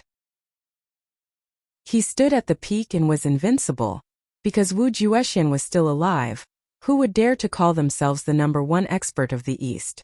Yi Lingtian issued a challenge to Yi Xian through a global broadcast. If Yi Xian wanted the title of the top fighter of the East, he would have to fight his brother Wu Juexian first. If he could win, the title of top fighter of the East would be given to him. The whole world was in an uproar. However, Jiangnan City was extremely quiet. Yi Xian did not respond to the challenge at all. This made Yi Lingtian feel as if he had punched cotton. It gave him a feeling of powerlessness, which made him feel extremely unsatisfied. Yi Xian did not accept the challenge. This was understandable in the eyes of the world, because Wu Juexian was a legend. No matter how strong Yi Xian was, how could he be a match for Wu Juexian? Just as this matter was about to settle down, Fatso Huang released a statement through Jiangnan TV, which completely focused the world's attention on him. In this world, there is no one who can make my master challenge, but if anyone wants to challenge my master, they can pay him a visit in person. When this statement was released, the whole world was in an uproar. Obviously, this statement was too arrogant. It actually made Wu Juexian pay him a visit in person. How could they take Wu Juexian seriously? Capital City. Yi Lingtian's face was gloomy. He stared at Fatso Huang on the TV. Wu Juexian, on the other hand, was wearing a black shirt. His face was expressionless, as if he was not affected by anything. Brother Juexian, I'll have to trouble you to accompany me to Jiangnan. Yi Lingtian looked back and said unwillingly. Yi Lingtian, after this battle, you and I will cut off all ties, Wu Juexian said softly. When he took a step forward, he disappeared in front of Yi Lingtian. Looking at Wu Juexian's back, Yi Lingtian's face flushed red. He murmured, Yi Xian, no matter how strong you are, in front of Wu Juexian, you will know the meaning of despair. A piece of news spread around the world. Wu Juexian had personally gone to Jiangnan to fight Yi Xian. This battle was the first time Wu Juexian had fought in 100 years. The entire Jiangnan city was packed with people, all of whom wanted to witness this battle of the century. Wu Juexian was invincible in the world 100 years ago. He even dared to say that there was no road between heaven and earth, only he was Wu Juexian. Yi Xian was mysterious and unpredictable. No one knew what kind of cultivation he had inherited. In the eyes of the world, he had never been defeated. Both of them were legendary geniuses. This was a battle that spanned 100 years. It was a battle of the century. Who was the strongest in the East would be decided in this battle. Qingyun Pavilion. Yi Xian leaned lazily on the soft sofa. Zhuo Junting pressed her hands on Yi Xian's shoulders. Her skillful massage made Yi Xian very satisfied. Sir, are you really going to fight Wu Juexian? Fatso Huang asked in a low voice. Wu Juexian. I've read about him in the ancient files of the Wu and Agency. He is indeed a genius that only appears once in 1,000 years. I hope he won't disappoint me. After all, the world is about to fall. If humans are always so weak, wouldn't it be too boring? Yi Xian said softly. Sir, your cultivation is unprecedented. How can a mere Wu Juexian be your opponent? Fatso Huang said respectfully.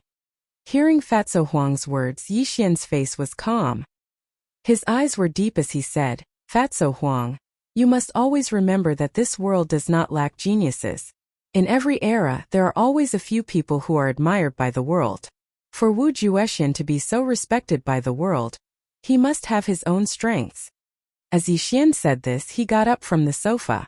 His eyes were as deep as an ancient pool. He looked into the distant sky and said, I just received an opportunity, and my level of life has surpassed that of mortals. However, I still believe that on the path of cultivation, I must tread on thin ice. I must not underestimate anyone. Only then can I take one step at a time and reach the top of the 9 heavens. On the 7th day of the 7th month, the sun shone brightly in the sky. A black figure strolled through the air towards the azure cloud courtyard. With each step he took, the surrounding space rumbled as if the world was twisting. It made people feel extremely pressured just by looking at him. Wu Juexian stood proudly in the void, looking down at the azure cloud villa. His face was very calm, so calm that there was not the slightest ripple. His voice was old and hoarse. I originally did not want to be tainted by the world of mortals. However, I owed someone in the past. Today I have come here to fight with you. It can be considered as repaying the karma of the past. Brother, please grant me my wish. Wu Juexian did not take advantage of his seniority, nor did he have the bearing of a senior. He spoke as if they were of the same generation because his heart was not here. He did not care about how the world looked at him. He only wanted to leave the world after this battle. Chapter 159. There was a sea of people, but it was silent. Whether it was the envoys of the world's major forces or the TV reporters who were broadcasting this battle of the century, they were all silent at this moment. They looked at Wu Juexian from the ground. Everyone's breathing was heavy, and their eyes were filled with deep reverence. When a person reached the peak, he did not need to put on airs or speak big words. He simply stood high in the sky, as if he was the only one in the world. A millennium talent, unparalleled and unparalleled. Wu Juexian was the brightest star of an era. Inside the Azure Cloud Pavilion, Fatso Huang's face was gloomy. He directly gave the 3 team leaders of the underworld a look. Obviously, the arrival of Wu Juexian made Fatso Huang want to join forces with the 3 team leaders to attack Wu Juexian together. Stand down. You are not his match. Suddenly, Yixian's face was calm, but his eyes were shining. It was a strange light, as if he had discovered something extremely new. Dong! Yixian took a step forward and suddenly disappeared from the Azure Cloud Pavilion. When he reappeared, he was already high in the sky, facing Wu Juexian. Yixian has come out. This is a true battle of the century. It is enough to be recorded in the history of mankind. Let's wait and see who is the top expert of the East. A large number of discussions could be heard from the crowd on the ground. Everyone was watching with rapt attention, not daring to be distracted in the slightest. They wanted to witness this unprecedented battle. High in the sky in the void, Yixian placed his hands behind his back as a cool breeze blew over, causing his jet-black hair to flutter in the wind. There was not the slightest bit of aura around him, and the gaze he used to look at Wu Juexian was extremely calm. Wu Juexian stood in the void, carefully sizing up this junior. A smile appeared on his face. You are very strong. You are not bad either. The 2 of them looked at each other and smiled. Everything was said without words, and there was a faint feeling of appreciation. In fact, the 2 of them were very similar. They were the same kind of people. They did not respect the heavens and the earth and only cultivated themselves.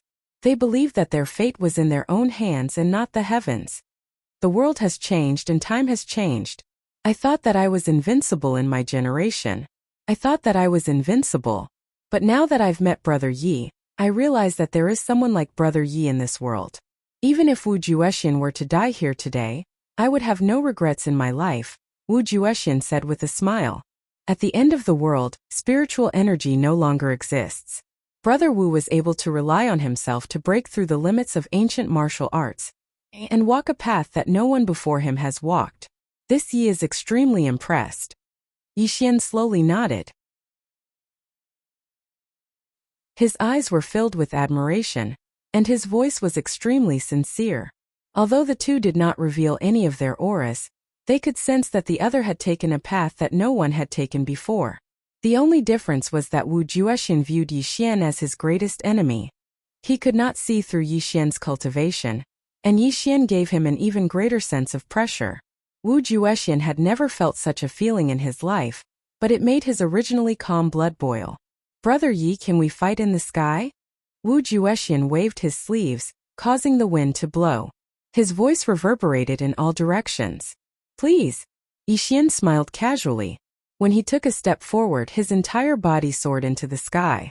Boom boom boom. The clouds surged and the wind howled. Wu Juexian turned into a ray of light and chased after Yixian. The 2 of them disappeared from the eyes of the world. This?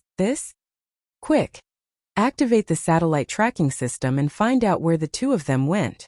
All sorts of noises could be heard from the crowd. All the satellites in the world were activated, and in a few breaths the 2 of them appeared clearly again. Above the sky in the void, Wu Juexian's body was glowing. This was the light of martial arts. It was as if it could pierce through the heavens and the earth. His clothes were flapping, and his black hair danced in the wind. I have a fist that can split mountains, overturn seas and overturn the sky. This fist is called heaven breaking. Brother Yi, please teach me. Wu Juexian swung his fists, stirring up the endless wind and clouds. The heavens and earth rumbled, and even the void around him was distorted. It was a terrifying sight. God illuminates the sun and moon to set the universe. Demons create chaos in the sea and turn it into mulberry fields. I have a fist that is called the Great Demon. Buzz. Tongtian's black light seemed to have penetrated the past and present.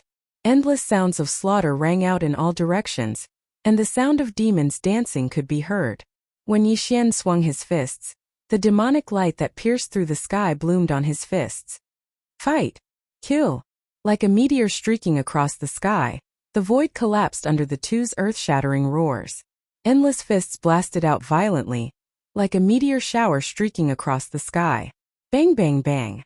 The sky shook, and the void exploded. Endless wind and clouds turned into water vapor. A great battle of the century had begun, and the two of them attacked each other violently. Sky Splitter Blade. Wu Juexian turned his palm into a blade, and a 1,000-foot-long blade light cut across the sky, but Yixian dodged it. However, the 1,000-foot-long blade light fell and turned a mountain into dust. Sword come! Clang clang clang! Sword chi buzzed incessantly. Yixian turned his finger into a sword, and a 1,000-foot-long blade light condensed in the void and slashed violently toward Wu Juexian. However, Wu Juexian perfectly dodged it. However, the 1,000-foot-long blade light cut 100 miles of land in half. Its terrifying power was simply unimaginable. Through the satellite broadcast, everyone in the world watched this great battle of the century. When they saw the terrifying power released by the two of them, everyone's faces were filled with fear. Is this really a power that a human can have? Scary, too scary. I'm afraid that the so-called intercontinental missiles can't hurt them, right? Could they be immortals? Everyone in the world was shocked because the scene created by the two of them was too terrifying. This was not a power that a human should have. The battle in the sky continued for 3 days and 3 nights. During this time, the two of them killed each other, and there was no clear winner. This made the battle even more intense. Bang! Suddenly, the void exploded, and the air blasted out in all directions. The two of them attacked each other again. Wu Juexian's breathing became difficult, and he looked at Yixian with a strange gaze. His whole body was trembling. Why are you hiding your cultivation? Wu Juexian roared violently. The terrifying martial arts light shrouded him, and his voice was so loud that it could shatter mountains and rivers. He was angrily questioning Yixian. Wu Juexian was a genius that only appeared once in 1,000 years. He had even walked his own path of martial arts. Even the end of the world could not stop him from yearning for the path of immortality. However, it was such a person who was angrily roaring at Yixian.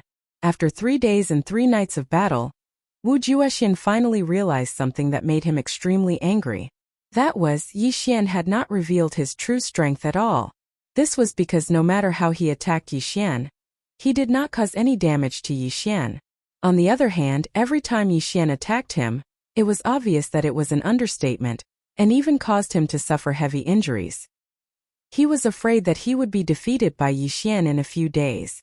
Wu Juexian could accept being defeated, but Yixian had hidden his strength. This made him feel extremely humiliated. An uncontrollable anger exploded at this moment.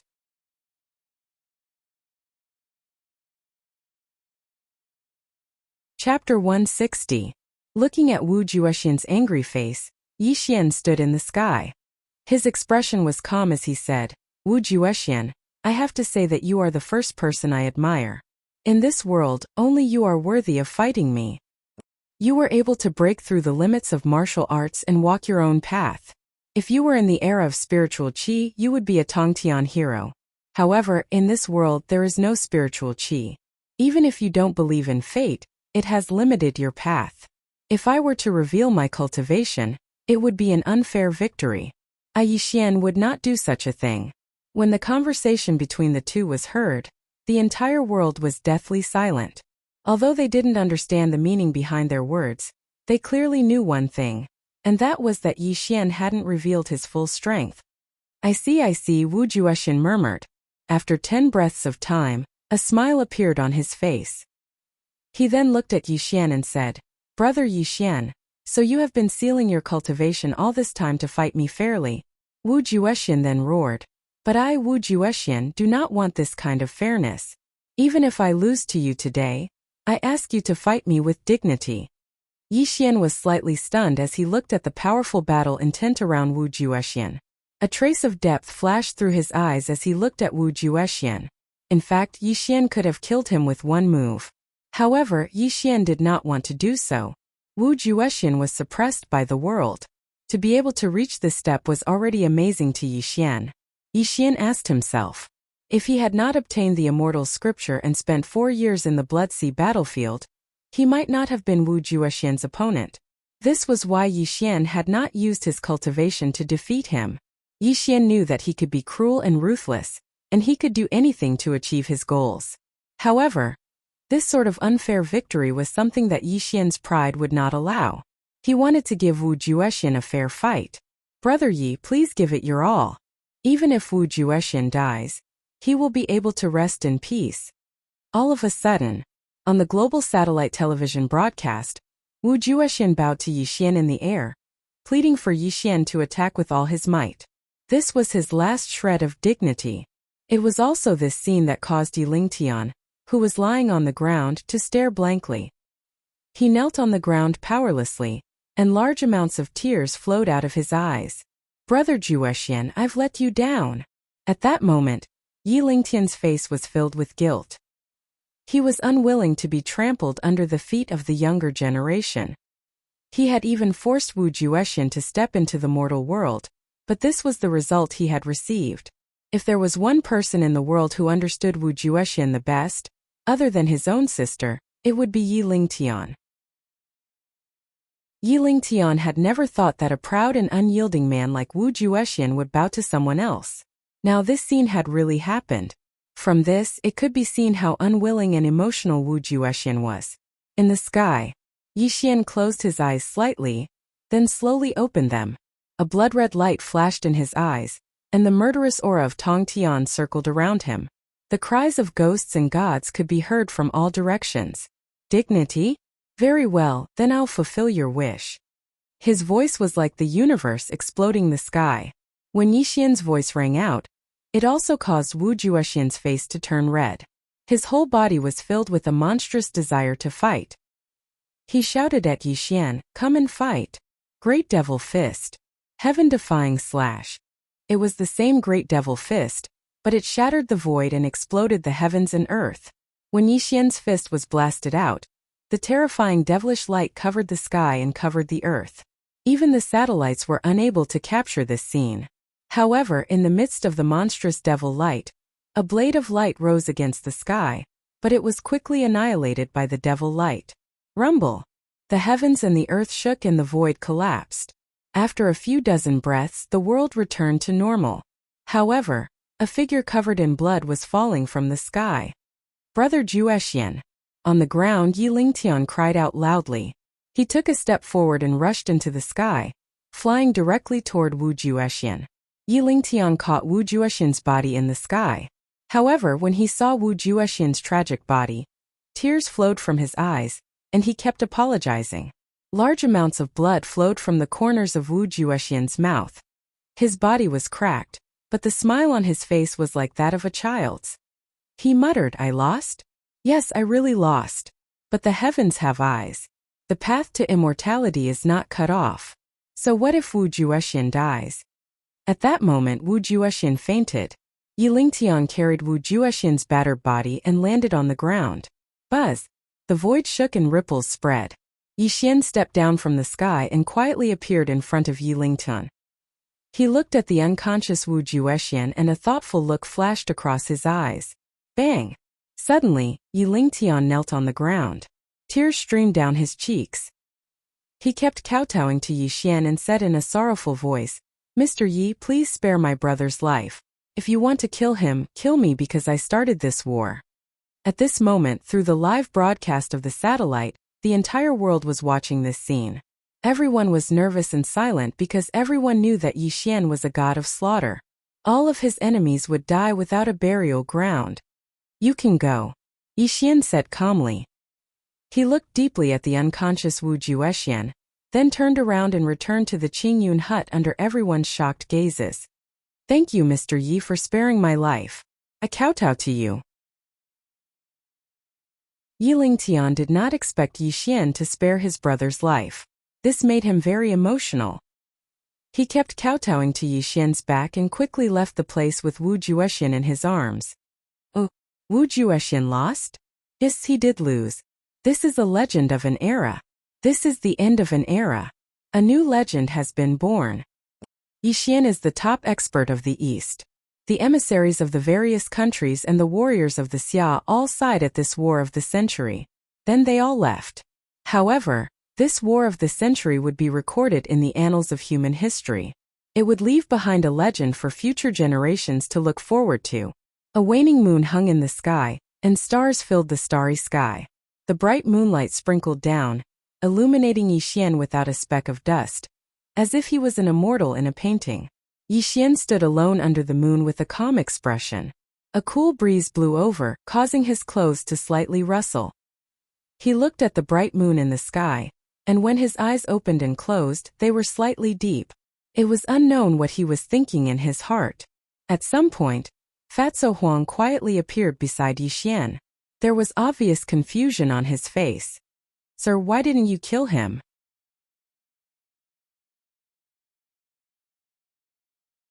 Chapter 161. A faint smile appeared on Yi Xian's lips.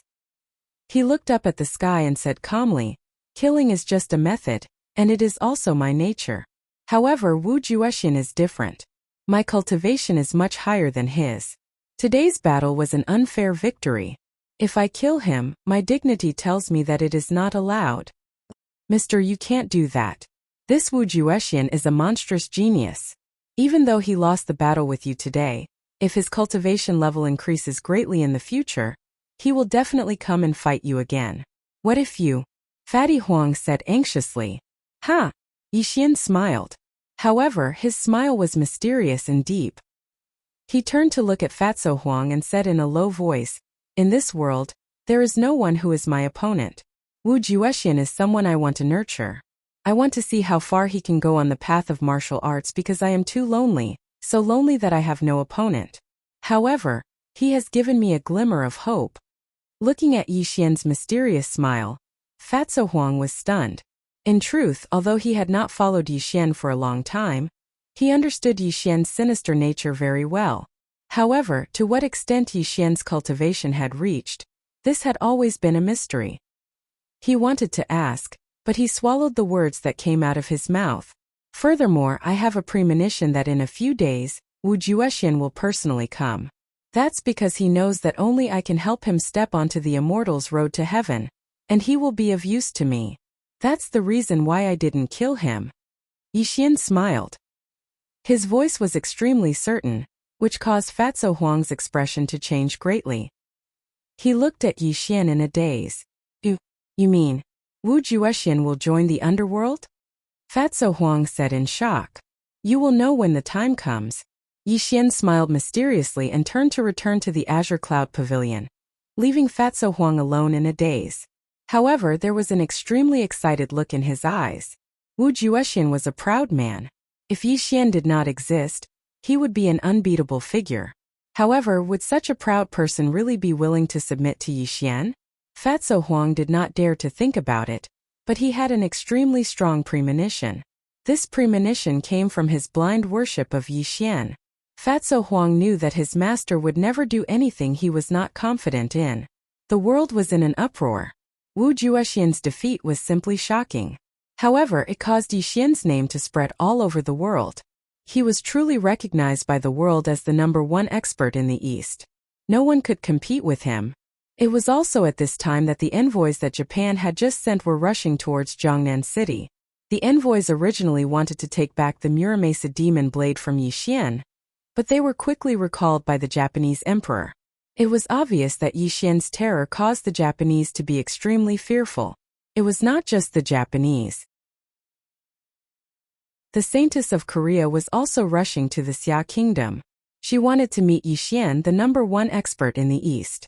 There were also messages from major forces all over the world, congratulating Yi Xian on his ascension to the throne of the #1 expert in the East.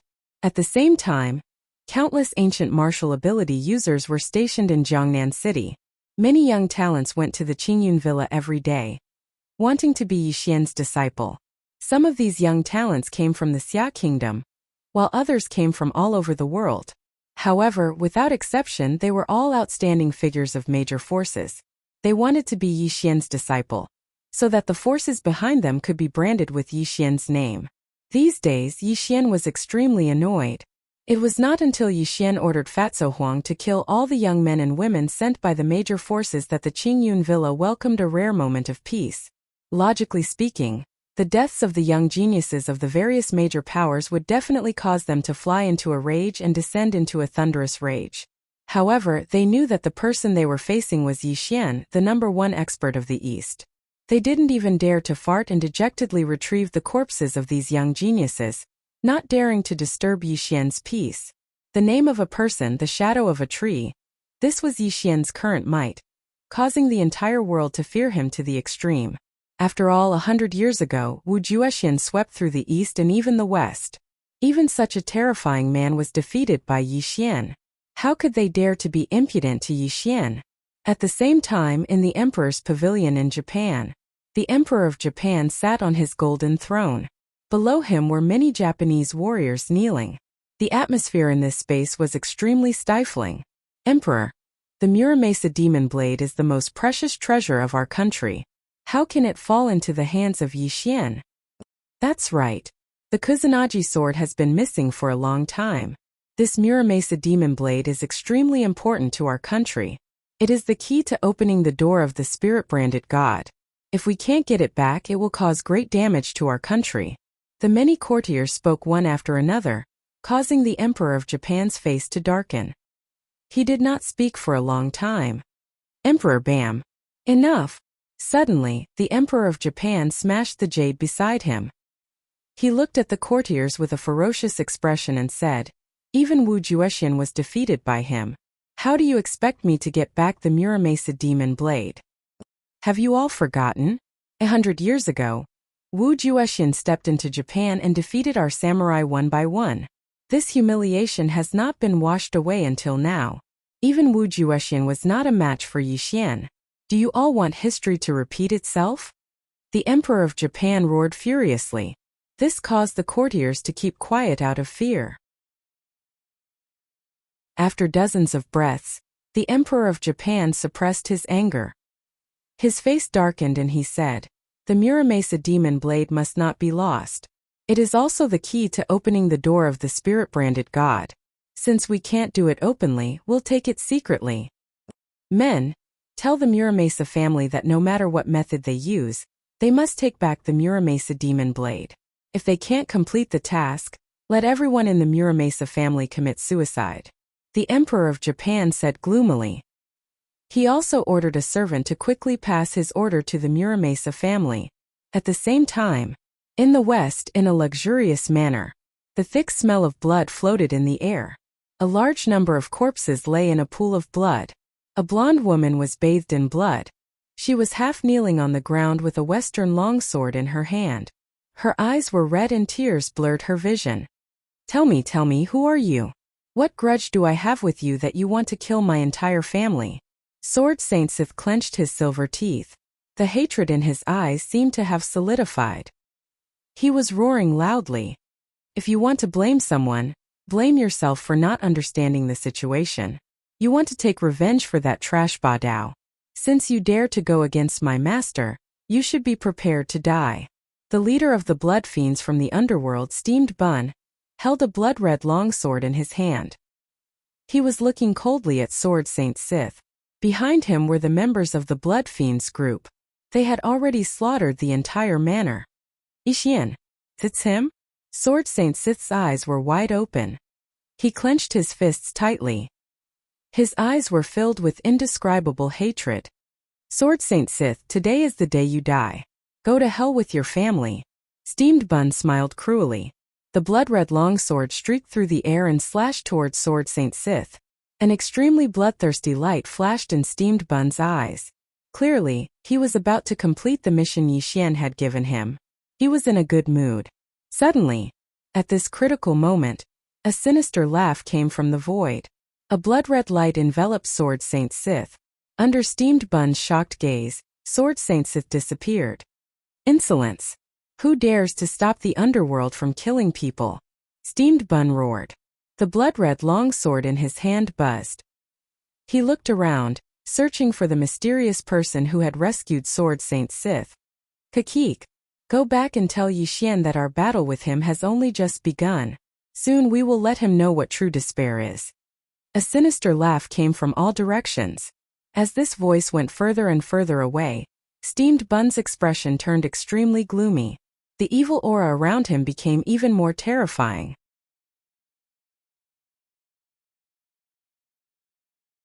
Chapter 162. Inside the Azure Cloud Pavilion, in an ancient pavilion, there was a stone table and a pot of tea. Yixian's expression was indifferent as he tasted the tea in his cup. He felt a sense of ease and contentment. Wu Juexian, a legend of an era, looked at Yixian silently with a complicated look in his eyes. Brother Yi, Wu Juexian wanted to say something but stopped. Yixian smiled and said, "You want me to teach you the way of immortality? Brother Yi, please help me." Wu Juexian stood up and bowed. His expression was very serious. Yixian smiled and looked at Wu Juexian. "Enter the underworld and be my servant for 100 years. Are you willing?" "Brother Yi, can you change your condition?" Wu Juexian was definitely not an idiot, and was even an extremely intelligent person. He knew that he had a request for Yixian today, so the other party would definitely raise a condition. However, this condition was truly difficult for him. Yixian shook his head slowly and said in a low voice, "If you are willing to stay in the underworld, you can take a peek at the way of immortality. If you are not willing, then leave." Wu Juexian was obsessed with martial arts all his life for the way of immortality. Now that the opportunity was in front of him, how could he give it up? "Promise you." In just a few breaths, Wu Juexian made his decision. Obviously, he could not refuse the temptation of the way of immortality, nor did he want to refuse. 100 years as a servant seemed like a long time. But to be able to enter the way of immortality, this was a good deal for Wu Juexian. Actually, the so-called immortal cultivation method is completely useless in this world. This jade slip contains the method to refine blood qi. Only by absorbing enough blood qi to replace spirit qi will your path of martial arts be improved qualitatively. A jade scroll was thrown to Wu Juexian, who quickly caught it. His eyes were filled with excitement. "From now on, you are the vice-mansion master of the underworld. If I am not in the underworld, all decisions will be made by you." Yixian looked at Wu Juexian silently, then stood up and walked into the house. In the west, in a mysterious place, there was a black palace standing tall. Inside the black palace, there was a blood-red altar, a black flag with a crescent moon and a matrix. Sword Saint Sith was bathed in blood. She howled in agony within the matrix. The dark, blood-red light enveloped her body, and terrifying fangs appeared in her mouth. "Yixian, you killed my entire family. Even if I become a demon from hell, I'll eat your flesh and drink your blood." Sith Sword Saint howled in agony. His ferocious face was enough to make one's soul tremble. A black-robed, violet-gold figure was seated atop a white bone throne. His eyes, which were covered by the violet-gold robe, were glowing with a dark light as he stared at Sword Saint Sith. A voice that was neither male nor female slowly rang out from his mouth. "Azura secret technique, myriad ghost devouring body. When you master this technique, it will be time for you to seek revenge on Yixian." On both sides of the hall, tens of thousands of black-robed people were half kneeling on the ground. A large amount of blood-red light was blooming around them. Even the void was trembling slightly. "Moon Goddess!" Like a tsunami, the void shook. Under the shouts of tens of thousands of black-robed people, the person called Moon Goddess stood up from the white bone throne.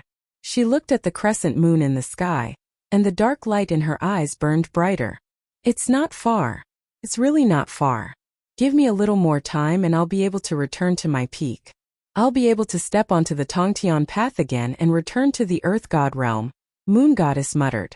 Her eyes, which were covered by the violet gold robe, shone with an unimaginable blood-red light. Jiangnan City Azure Cloud Compound. Tap tap tap. Yixian's fingers tapped on the table, making rhythmic sounds. Steamed bun bowed to one side. He looked extremely ashamed. Obviously, this was the first time he had carried out Yixian's mission, and he had failed. This made him unable to face Yixian. Please punish me.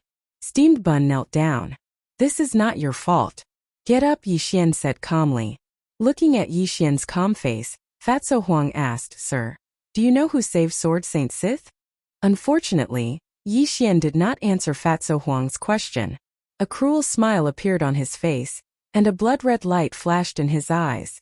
Tell Wu Juexian to lead the members of the Mansion of the Dead to the west, and find out where Sword Saint Sith is, Yixian ordered. Yes, sir. Fatso Huang accepted the order and left. All of you leave as well. After Yixian dismissed everyone, he leaned back on the sofa. His face gradually became gloomy because he knew that the remnant souls of the Immortals were finally going to make their move. Interesting. Let me see how much your cultivation has recovered after a year of hibernation. Yixian smiled coldly. A murderous intent flashed in his eyes. While Yixian was deep in thought, Shuojunting quickly walked over and handed an envelope to Yixian.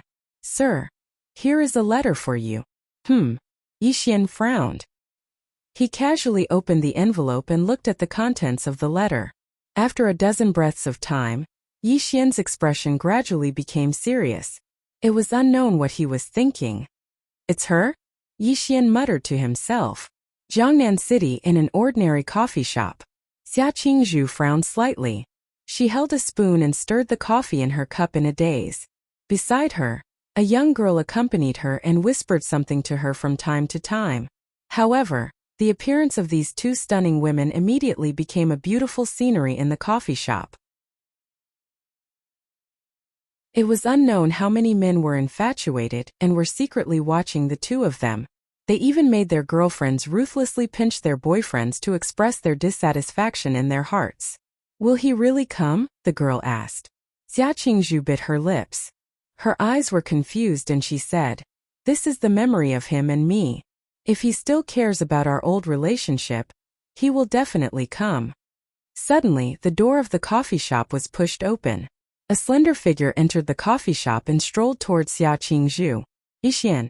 When Yixian appeared in front of her, Xia Qingzhu bit her lips and even her voice trembled slightly. It was calm and silent. Even when Yixian sat across from Xia Qingzhu, there was no fluctuation in his eyes when he looked at this woman. It was as if he was looking at a stranger. What can I do for you? Yixian asked calmly. 10,000 years in a glance, youth in an instant. It was the same place, the same person. But at this moment, Xia Qingzhu helplessly found that everything had changed.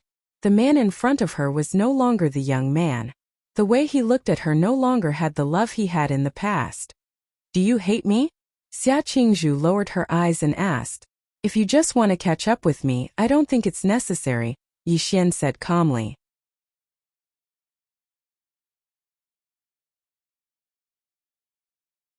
Chapter 163.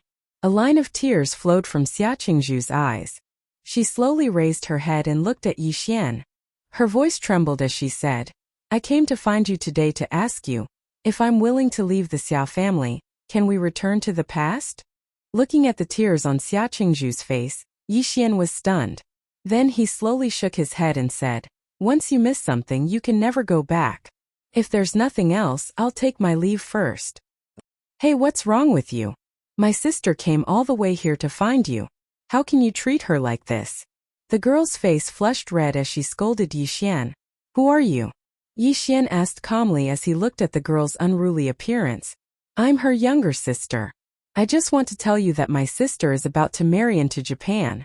I came this time because I hope you can take her away because she has never forgotten you. The girl said with a red face. Marry into Japan? Yixian narrowed his eyes and looked at Xia Qingzhu silently. No one could tell what he was thinking. So you're getting married. Congratulations. Yixian's voice was still calm. Xia Qingzhu bitterly smiled as she looked at Yixian, who didn't move at all. Her eyes were filled with despair, and at this moment, she trembled as she took out a wedding invitation and handed it over to Yixian. Her voice was bitter as she said, 7 days from now is my engagement day. I hope you can personally come and give me your blessings. Okay, I'll definitely be there. Yixian took the wedding invitation and walked out of the coffee shop. However, after taking a few steps, Yixian suddenly turned around and looked at Xia Qingzhu. He said in a low voice, "Don't you want to say something to me?" Looking at Yixian's calm face, Xia Qingzhu held her breath. Then she slowly shook her head and did not say anything else. However, a trace of guilt flashed across her eyes. A faint smile appeared on Yixian's face. He did not stay any longer. He walked out of the coffee shop and gradually disappeared from Xia Qingzhu's sight. In the coffee shop, Xia Qingzhu's eyes drooped as streams of tears flowed out of her eyes. When she raised her head again, her face was already covered in tears. I'm sorry. I'm really sorry. Please don't blame me. It seems that you were right. He is indeed a heartless person. You have done well this time. As long as this matter is completed, we will definitely not treat you unfairly. The young girl's angry face gradually turned gloomy, and her voice was extremely cold. She no longer looked like a young girl. Instead, she looked like a terrifying killer who had experienced the world for a long time. Inside Qingyun Lodge, Yixian clasped his hands behind his back as he gazed into the distant sky. His eyes were deep and filled with the vicissitudes of life as he slowly muttered, "Xia Qingzhu, I've already given you a chance. It's you who doesn't know how to cherish it. In that case, let me see exactly what you want to do." The eyes were the windows to the soul. No matter how good a person's acting skills were, they would more or less give the game away. Yixian knew Xia Qingzhu very well. Although this woman concealed it very well, Yixian could still see some things from her eyes. Hatred, helplessness, guilt, and some indescribable emotions. The young girl beside Xia Qingzhu seemed to be an ordinary person. She had cultivated some kind of technique that completely concealed her cultivation. She didn't dare to reveal anything in front of Yixian. But who was Yixian? He was a cultivator at the tribulation stage and had a half-immortal body. He was very sensitive to auras. With a simple glance, Yixian could tell that the young girl was a Khanate martial artist. Although Yixian didn't know what Xia Qingzhu wanted to do, it didn't matter. Because Yixian knew that some ants couldn't help but want to attack him. They were afraid of his cultivation and didn't dare to do it openly. They could only use Xia Qingzhu to achieve their goal. 7 days later, Caesar Hotel, Jiangnan City. All kinds of luxurious cars were parked in front of the hotel. Celebrities from all walks of life came out of the cars. Master Xia was greeting the guests with a smile on his face. Inside the Caesar Hotel, guests gathered in 2s and 3s. They held red wine glasses and talked from time to time. It was as if they were here for a party instead of a wedding banquet. However, they looked out of the corner of their eyes from time to time, as if they were waiting for someone to appear. Today is my daughter's engagement banquet. I, Xia Taijun, am honored to have all my old friends here. Here's a toast to you. Xia Taijun raised his glass to toast the guests, but he only got a sparse response. This made Xia Taijun blush and an awkward smile appeared on his face. In fact, this engagement banquet seemed grand and luxurious, and the guests were even more extraordinary. However, these guests didn't come because of the Xia family. They really came here because of one person, Yixian. Yes, it was Yixian. Ever since Yixian defeated Wu Juexian and became the #1 expert in the East, everyone wanted to build a relationship with Yixian. However, Yixian never saw any guests, which made them feel very helpless. The so-called Xia family, which used to be one of the 8 great families in Jingdu, had long declined and was no longer as glorious as before.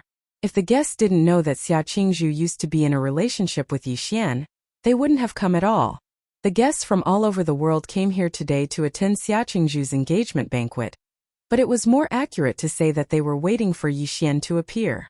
If Yixian could appear here, as long as they could build a relationship with him, it would be enough for them to brag about for the rest of their lives. There have been rumors that Mr. Yi and the Xia family's daughter are old friends. Do you think this rumor is true? I don't think so. If the two of them really have an old relationship, why would the Xia family dare to marry their daughter to Japan? Aren't they afraid of Mr. Ye's wrath? Sigh, I thought that Yixian would be here. But now it seems that I came here for nothing. The guests discussed in low voices. Although their voices were very soft, they fell into Xia Tiejuan's ears. This made his face turn red, but helplessness and regret flashed across his eyes. It was no wonder that Xia Taijun felt regretful. Back then, he was still the head of the Xia family, and he strongly opposed Xia Qingzhu and Yixian being together. However, after a few years, the young man that he used to look down on had grown into a person that the world respected. How could Xia Taijun not sigh? Mr. Yixian has arrived. Suddenly, a cry of surprise came from outside the door, which stunned the guests. Then, ecstasy appeared on their faces as they all looked at the door. Yixian, dressed in black, was walking toward the crowd. When he reached the center, the guests quickly bowed and greeted him. Everyone's faces were filled with excitement. Greetings, Mr. Yi. Mr. Yi, I'm the head of the Fong family. This is my business card. Mr. Yi. Before Xia Taijun could step forward, the guests quickly arrived in front of Yixian. All sorts of flattering voices were heard. Everyone's faces were filled with excitement, and they kept introducing themselves to Yixian. It was also at this moment that Xia Taijun hurriedly pushed the crowd away and quickly walked to Yixian. He forced a smile and said, "Nephew Yi, please take a seat."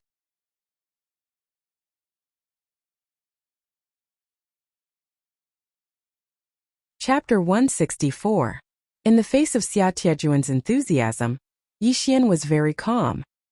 He was as calm as a lake without any ripples. Yixian clearly remembered that when he was young, it was this man who looked down on him and told him to leave his daughter.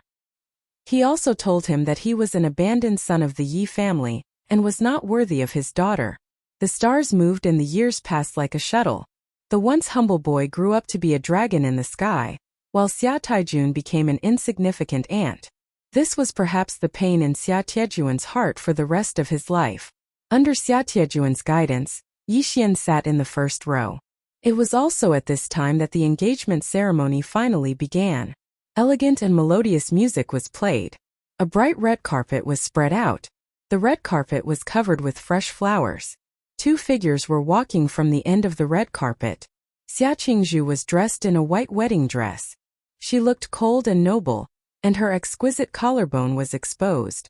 Her skin, which looked as if it had been carved from ivory, shone with a crystalline light. Xia Qingzhu was truly beautiful. It was a kind of cold and elegant beauty. At this moment, she was holding the arm of the man beside her and slowly walking towards the priest. The man beside Xia Qingzhu was dressed in a Japanese kimono. He was about 20 years old. His face was very handsome, but at this moment, his face was a little pale and his gaze was erratic. Until the two of them walked past Yixian, Yixian was also very calm. He looked at Xia Qingzhu's back indifferently. When he opened and closed his eyes, his gaze was a little erratic. That year he was young and tender. That year she had her first awakening of love.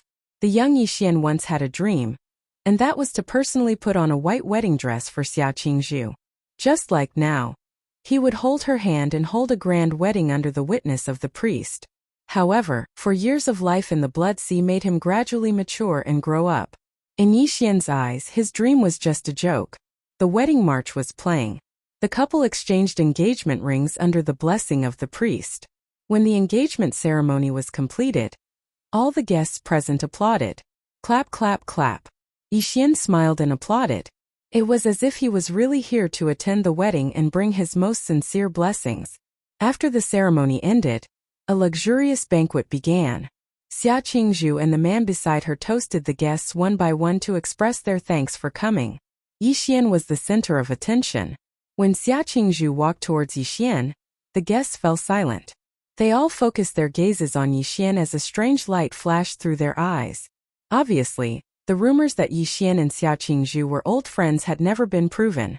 However, today was Xia Qingzhu's wedding, and Yixian had really appeared. Obviously, this rumor was not baseless. This caused all sorts of thoughts to arise in the hearts of the guests present. Hey, do you think this Mr. Yi will snatch her away and take her away from here? Have you watched too many movies?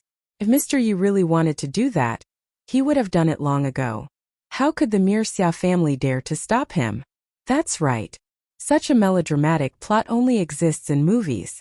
If Mr. Yi really does that, I'm afraid the Xia family will be overjoyed. After all, with the reputation of the #1 expert in the East, the Xia family will rise again. The guests present discussed animatedly as they watched the development of the situation. At this moment, under everyone's gaze, Xia Qingzhu and the Japanese man arrived in front of Yi Xian. A waiter brought a pot of wine and bowed beside Xia Qingzhu. Looking at Yi Xian's calm face, Xia Qingzhu bit her lips and said bitterly, "Yi Xian, thank you for attending my wedding. Once when I was young I had a dream, and that was to personally put on a wedding dress for you. Although this dream didn't come true, being able to see you in a wedding dress today can be considered as fulfilling my wish back then," Yi Xian said with a smile, giving people a sense of tranquility and indifference. Brother Yi, thank you for attending my wedding with Qingzhu. This little brother toasts you." The Japanese man's face was pale, and even his voice was trembling slightly. However, he still filled the cup with wine and handed it to Yi Xian. "Are you afraid of me?" Yi Xian said with deep eyes. Although Yi Xian was smiling, the Japanese man's legs were a little weak. Cold sweat kept flowing from his forehead, and he could not continue speaking. "Yi Xian, don't mind him. My husband hasn't seen much of the world. Naturally, he's a little nervous when he sees a big shot like you." Xia Qingzhu's face turned pale and she quickly explained. Yes, that's right. Please forgive me, Brother Yi." The Japanese man wiped the cold sweat from his forehead and said with a trembling voice. Xia Qingzhu raised the wine jug and filled the cup with wine. However, her action caused Yi Xian to narrow his eyes. This was because Yi Xian could feel that Xia Qingzhu's arm was trembling slightly when she poured the wine for him. "Yi Xian, thank you for attending Qingzhu's wedding. I toast you with this cup of wine." Without waiting for Yi Xian to speak, Xia Qingzhu raised her head and drank the wine in the cup. Her delicate face flushed red. Looking at the clear wine in the cup, Yi Xian smiled. He did not drink the wine in the cup. Instead, he looked deeply at Xia Qingzhu and said, "Do you really want me to drink this cup of wine?" As Yi Xian's words fell, Xia Taijun and Xia Qingzhu's faces instantly turned pale. However, this was not the end. With a plop, the Japanese man's legs went soft and he collapsed to the ground. His body could not help but tremble. Such a scene stunned the guests present, and a sense of uneasiness rose in their hearts. "My son-in-law was born with epilepsy. Someone quickly take him away and let the doctor treat him," Xia Taijun quickly said. A waiter quickly took the Japanese man away. At this moment, Yi Xian held the wine cup in his hand and looked at Xia Qingzhu quietly. This made the woman's eyes fill with tears. She did not dare to look into Yi Xian's eyes. Crack! Yi Xian finished the wine in the cup in one gulp and casually threw the wine cup to the ground. The sound of the wine cup shattering could be heard at this moment. "Yi Xian, I'm sorry." Bang! Xia Qingzhu knelt on the ground. A large amount of tears wet the ground. Her body was trembling, and her heart was filled with guilt. A woman's tears are really cheap. Looking at Xia Qingzhu kneeling in front of him, Yi Xian smiled coldly. Then he looked around and said, "You've been watching for so long. It's time for you to come out." Clap, clap, clap. Suddenly, the sound of clapping could be heard. The girl who had once accompanied Xia Qingzhu walked out from the shadows. Her face was filled with a smug and sinister smile. Dozens of black-clothed warriors also walked out from the shadows. Terrifying killing intent filled the entire wedding banquet. There's an old saying in Xia country that heroes can't resist the charms of beautiful women. "Mr. Yi, I have to say that you knew that the wine was poisoned but you still drank it. This makes me admire you greatly." The girl praised Yi Xian as she clapped. However, the way she looked at Yi Xian was as if she was looking at a dead person.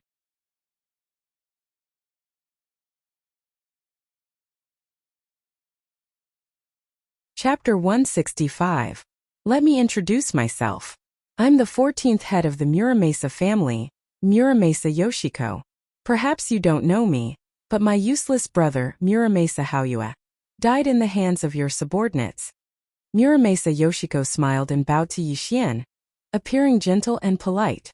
At this moment, Yi Xian put his hands behind his back and looked at Muramasa Yoshiko indifferently. A cold smile appeared on the corner of his mouth, and he said calmly, "In order to take back the Muramasa demon blade, you Japanese can be said to be unscrupulous. Even Xia Qingzhu was subdued by you. I have to say that your methods are indeed much better than your brother's. Mr. Yi, you flatter us because I know that we are no match for you at all. We can only use some shameless methods to take back the Muramasa demon blade. As for Xia Qingzhu, we only promised her that we would help her Xia family rise again in Xia country. As for the exchange, it's naturally your life," Muramasa Yoshiko said with a smile. "How can you be so sure that a mere cup of poisonous wine can make me wait for death?" Yi Xian's expression was still calm. Lover's tears is the world's most poisonous poison, and it's also an absolute poison passed down from generation to generation in my Muramasa family. In the past 1,000 years, countless peerless experts have died under this absolute poison. Even if Mr. Ye's cultivation is unparalleled, in the face of this world's most poisonous poison, you can only turn into a pool of blood and die. Mr. Yi, I have to say that you're too arrogant. If you were ruthless enough to kill Xia Qingzhu and throw away this cup of poisonous wine, we would turn around and leave. From then on, we would never dare to dream of taking back the Muramasa demon blade. Unfortunately, you didn't harden your heart in the end. This is also destined for you to die today." Muramasa Yoshiko smiled sweetly. She was really proud and had great confidence in Lover's tears because this kind of poison in the world was incurable. She had never heard of anyone who could survive. Buzz! Suddenly, without waiting for Muramasa Yoshiko to react, Yi Xian took a step forward, and the surrounding void exploded. A jade-like palm quietly grabbed Muramasa Yoshiko's neck and directly lifted her into the air. Cluck! Cluck! Cluck! Yi Xian's fingers tightened slightly. Muramasa Yoshiko's neck twisted strangely, and a strange sound came from her throat. She had difficulty breathing, and her eyes widened in fear. She looked at Yi Xian with a horrified expression. "No. Impossible. How can you use Neishi?" Muramasa Yoshiko screamed in horror, her hands and feet struggling in the air. "Even the Ninine sunflower water can't harm my half-immortal body, let alone the poison of the mortal world. You can die in peace."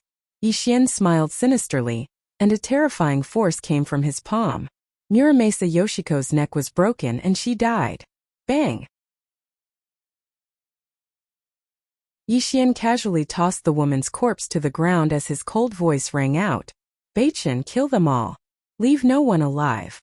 This subordinate obeys." A cruel sneer was heard. At some point, Gu Beichen quietly appeared behind Yi Xian with a blood-red long sword in his hand. Like a ferocious tiger entering a flock of sheep, he charged towards the black-clothed samurais with a bloodthirsty and violent aura. The blood-red sword flew through the air, and the killing was silent. Only a large amount of blood soaked the wedding banquet. Dozens of samurais in black fled in a sorry state. However, under Gu Beichen's terrifying killing, these samurais helplessly realized that they could not escape at all.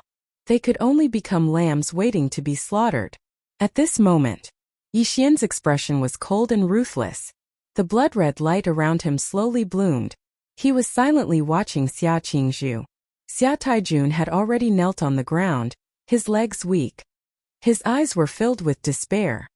Nephew, it's all because these Japanese forced us. Spare our lives." Xia Taijun begged loudly, deeply afraid that Yi Xian would kill them both here. "Yi Xian, if you want to kill me, then kill me. To be able to die in your hands, Qingzhu has no regrets." Xia Qingzhu had a smile on her face. There wasn't the slightest bit of fear on her face as she quietly looked at Yi Xian. "Sir, if you can't bear to do it, let me do it." Gu Beichen strode over. The blood-red sword in his hand was already stained with blood. The so-called Japanese samurais were all slaughtered by him. However, Gu Beichen also knew that Yi Xian could not bear to kill his lover of the past. "Back off," Yi Xian said softly. Gu Beichen was stunned, but he still retreated behind Yi Xian. However, disappointment appeared in his eyes. It seemed that Yi Xian still had feelings for this woman and intended to spare their lives. At this moment, the killing intent around Yi Xian disappeared without a trace. His eyes were slightly unfocused as he walked slowly towards Xia Qingzhu. A trace of love that he had never had before appeared in his eyes. "Qingzhu, Did you know that when I was young my biggest dream was to personally put on your wedding dress for you and let you grow old with me and live happily for the rest of our lives? Yixian gently stroked Xia Qingzhu's hair. His eyes were filled with love. It was as if he had returned to those youthful days and was caressing Xia Qingzhu's soft hair just like now. Looking at Yixian's loving gaze, Xia Qingzhu's heart ached. Memories of their childhood together surfaced in her mind. At this moment, she suddenly hugged Yixian. A line of clear tears flowed from her eyes, wetting Yixian's clothes. Big brother Yixian, I've let you down. I really know that I was wrong. Can you forgive Qingzhu and let us return to the past? A trace of sadness and self-mockery quietly flashed across Yixian's eyes. His thoughts drifted as memories hidden in his mind surfaced. That year, a young man and a young woman sat on a haystack in autumn and swore to the heavens. Big brother Yixian, Qingzhu will definitely marry you when she grows up. Will you marry Qingzhu? Yes, I definitely will.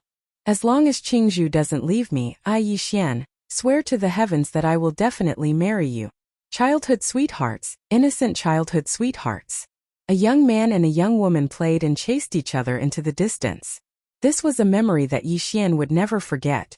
His thoughts turned. It was as if he was in front of him. Yixian slowly stroked Xia Qingzhu's cheek.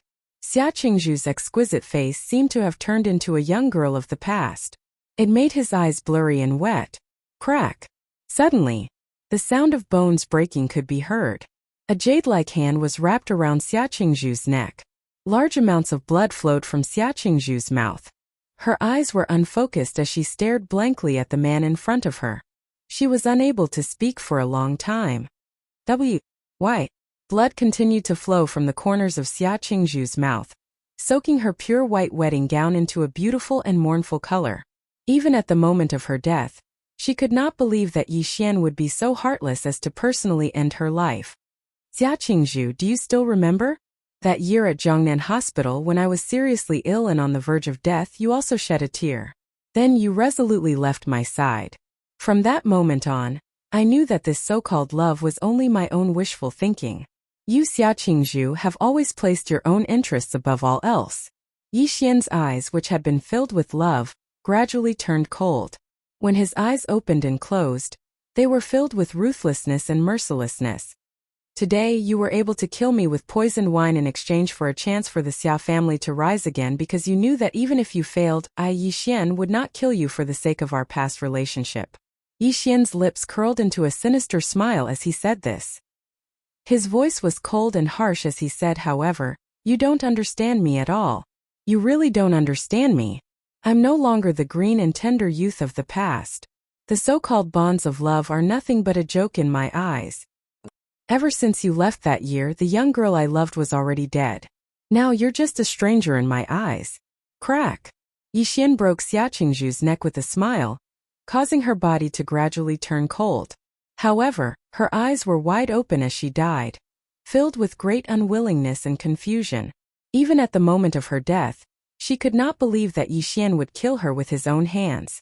Bang! Yixian threw Xia Qingzhu's body to the ground as if he was throwing away trash. He looked at Xia Qingzhu's body indifferently and said in a calm voice, bury my once ignorant love, and bury the last bit of affection between you and me. You can rest in peace. My daughter. Xia Taijun cried out loudly as he watched Xia Qingzhu die tragically at Yixian's hands.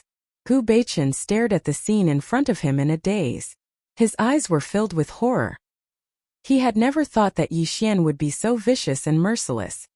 With one thought there is love in all rivers and mountains. With one thought there is no love in the world. With one thought there is no love in the world. Fate comes and goes. Let all of this disappear with the wind. Yixian strolled into the distance. His voice was calm and filled with vicissitudes of life. This caused Gu Beichen to quickly regain his senses. He stared blankly at Yixian's back and asked in a trembling voice, Sir? Xia Taijun? Send the father and daughter to hell together. As Yixian's calm voice sounded, his back gradually disappeared from Gu Beichen's sight.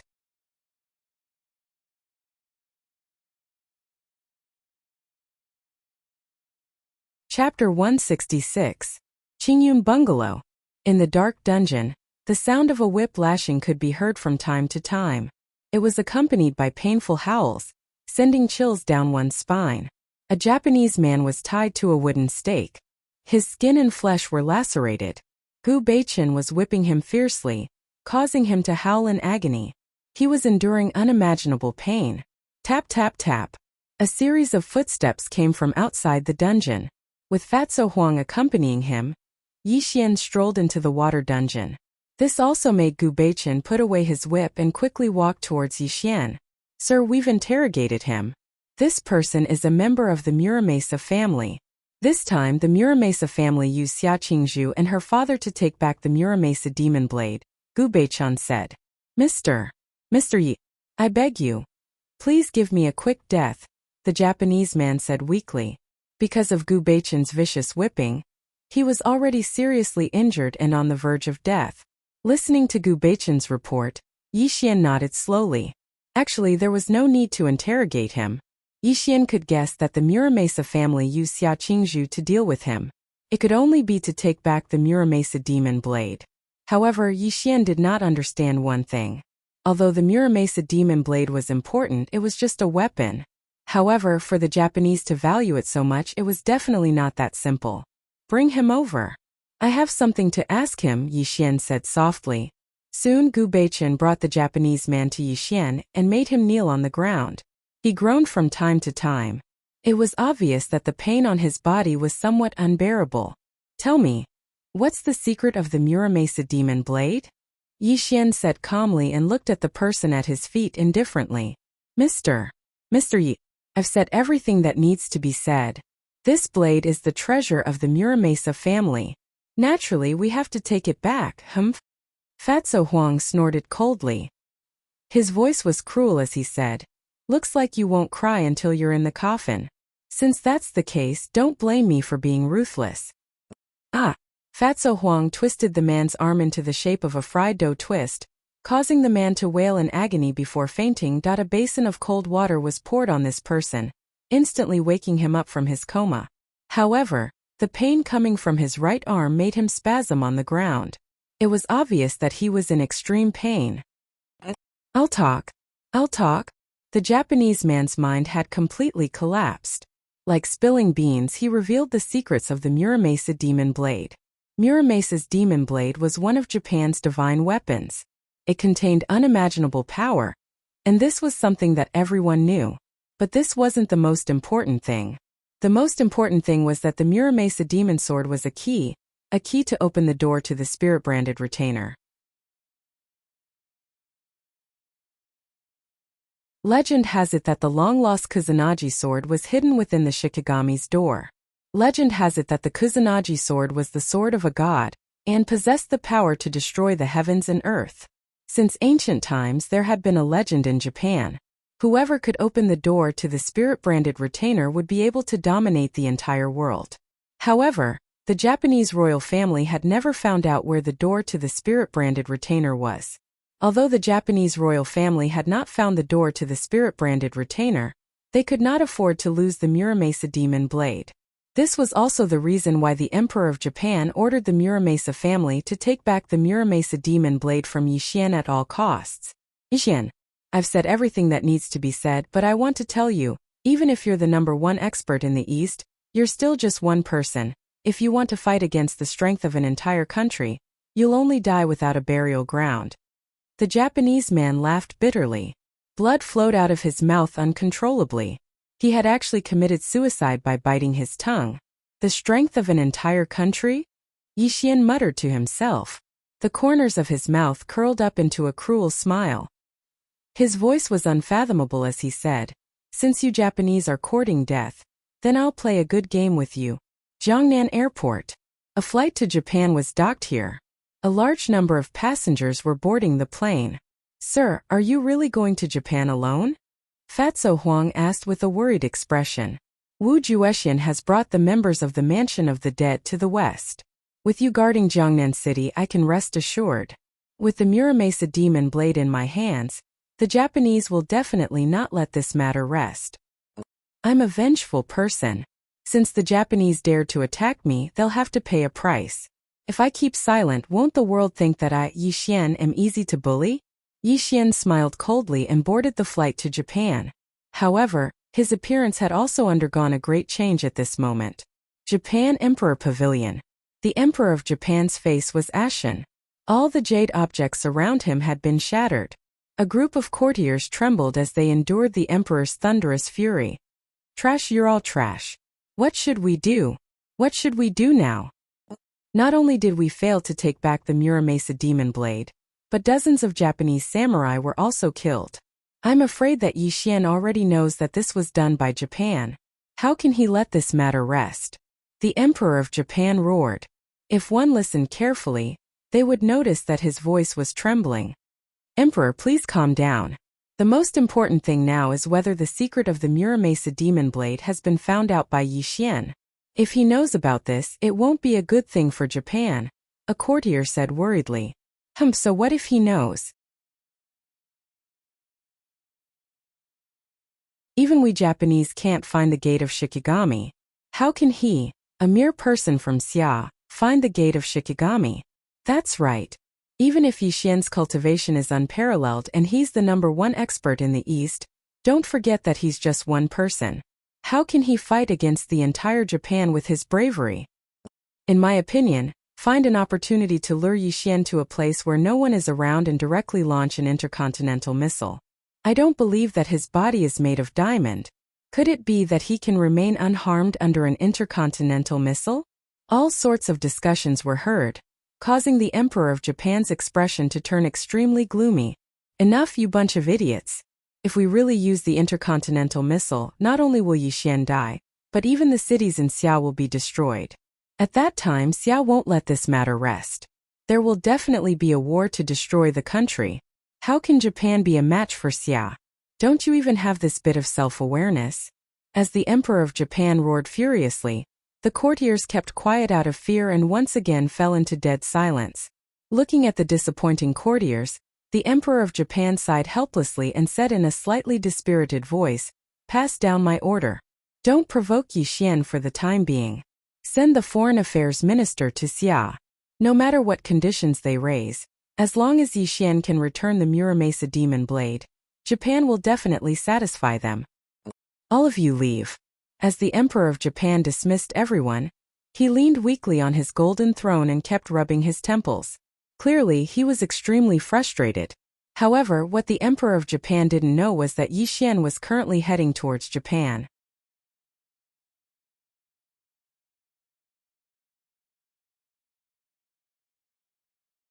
Chapter 167. The sky was clear and the clouds were thick. A passenger plane headed to Japan flew through the clouds. In the first-class cabin, a young man with an ordinary appearance would not attract any attention if he was thrown into a crowd. However, when this person opened and closed his eyes, there was a flash of light from time to time. It was obvious that he was not as simple as he looked. Changing his appearance was very simple for Yi Xian. Since he was going to Japan, he naturally could not use his original appearance. After all, his battle with Wu Juexian had been broadcasted globally, and his appearance had been exposed to the world. If he really stepped into Japan with his original appearance, he would definitely attract the attention of the world. This was also something that Yi Xian did not want to see. The stewardess came over with a smile and spoke stiffly in the language of the Xia kingdom. She bowed and asked Yi Xian, "Sir, would you like something to drink?" "No need." Yi Xian slowly shook his head, holding an ancient book and reading it attentively. "Sir, this is my private number. If you need a guide when you arrive in Japan, you can call me." The stewardess secretly gave Yi Xian a note, then smiled and left. Looking at the note on the table, Yi Xian did not even look at it and casually threw it to the ground. Obviously, he was not interested in this stewardess at all. In fact, logically speaking, Yi Xian's current appearance was very ordinary. The stewardess of Japan flew all year round and did not have the habit of casually passing notes to people. Moreover, the Japanese had always looked down on the people of the Xia kingdom, so this kind of thing was even more impossible. What really attracted the stewardess was not Yi Xian, but the expensive clothes he was wearing. It was a low-key and luxurious watch, known as the Heart of the Ocean. There were only 5 models in the world and its value was as high as 80 million. His clothes were personally designed by a Western designer, and the unique craftsmanship was extraordinary. Yixian's outfit was all handled by Zhuo Junting. Just Yixian's outfit alone was worth more than 100 million. The Japanese flight attendant had seen many high officials and nobles, so she could see the value of Yixian's outfit at a glance. That was why the scene just now happened. This big brother, this is a genuine Japanese beauty. Aren't you interested in her at all? In the first-class cabin, a short and fat young man happened to see this scene and asked Yixian in surprise, "If you want it, I'll give it to you." Yixian put down the ancient book and smiled. Really? The pudgy young man's eyes lit up. He got up and walked over to Yixian. Then he quickly picked up the note on the ground. A hint of excitement appeared in his eyes. "I'm Sun Xiaofu. I'm running a small business in Japan. May I know your name?" Sun Xiaofu asked. "Lu Jia, Lu as in water and land, Jia as in disaster. I heard that it's the season of cherry blossoms in Japan, so I naturally have to go and take a look." Yixian smiled. Hearing Yixian's words, Sun Xiaofu was stunned. He had never heard of such a strange name. However, he had been in the business world for many years, so he naturally did not show any surprise. "Big brother, let me tell you, the best thing about Japan is not the cherry blossoms. It's the Japanese women who are as gentle as water. Their figures. On the bed." Sun Xiaofu started talking non-stop. The smile on his face was extremely lewd. Clearly, Sun Xiaofu knew the taste of Japanese women. Yixian kept a smile on his face as he listened to Sun Xiaofu quietly. It was as if they were two old friends who had not seen each other for many years. It was impossible to tell that they were meeting for the first time. If it were any other time, Yixian would naturally not pay attention to Sun Xiaofu. However, he heard something from this person's words. Sun Xiaofu had been traveling all over Japan for many years. It could be said that he knew Japan very well. Wasn't he the best guide for him? "Big brother, wait for me here. When we arrive in Japan, I'll treat you to a meal." The Japanese flight attendant who handed Yixian the note just now passed by the two of them and smiled charmingly at Yixian. This also made Sun Xiaofu's eyes turn. He smiled at Yixian obsequiously and got up to follow the Japanese flight attendant. Looking at this scene, even though Yixian was not a lecher, he could tell what Sun Xiaofu wanted to do. This made him slightly speechless. He picked up the ancient book on the table again and read it. Half an hour later, Sun Xiaofu returned. His forehead was covered in sweat, but there was a look of satisfaction on his face. As for the Japanese air stewardess, her hair was messy as she walked out of the washroom. It was clear what had happened. "Big brother, it's all thanks to you this time that I could taste such a top-notch product." Sun Xiaofu smiled lecherously as if he was still immersed in the joy just now. "This is your ability. It has nothing to do with me." Yixian smiled lightly. "Big brother, if this Japanese flight attendant didn't think that you and I were friends, I wouldn't have been able to get close to her. You've helped me a lot." Sun Xiaofu smiled lecherously. "Aren't we friends?" Yixian smiled, which made Sun Xiaofu stunned. Then he quickly smiled obsequiously and said, Yes. Of course we are friends." Japan's airport. Yixian's flight landed safely. Yixian followed the crowd and got off the plane. Sun Xiaofu accompanied him the whole time. Obviously, he had become very familiar with Yixian along the way. "Big brother, it's your first time in Japan. Let me welcome you today. Then I'll take you around tomorrow." Outside the airport, a black car stopped beside Sun Xiaofu. It was obviously his private car in Japan. Yixian was alone and no one came to pick him up. This made Sun Xiaofu invite Yixian to get in the car. Creak. Suddenly, more than 10 world-class cars drove over from afar and stopped in front of Yixian in a few breaths. The car doors opened and more than 10 men in black got out. One of the middle-aged men quickly came to Yixian and bowed. "Mr. Liu, welcome to Japan. Director Zhuo has already arranged your accommodation." Yixian nodded slowly and turned to look at Sun Xiaofu. He smiled and said, "Little brother, it's my first time in Japan and I still lack a guide. I wonder if you're willing to be my guide?" At this moment, Sun Xiaofu looked at the dozens of luxury cars in front of Yixian, and his expression changed slightly. Although he had some assets in Japan, he knew that to send so many luxury cars to pick up Yi Xian, it was obvious that Yi Xian's identity was not ordinary. This also made Sun Xiaofu know that he was in luck. Without any objections, Sun Xiaofu agreed readily. Under Yi Xian's invitation, the two of them left Japan's airport in the same car.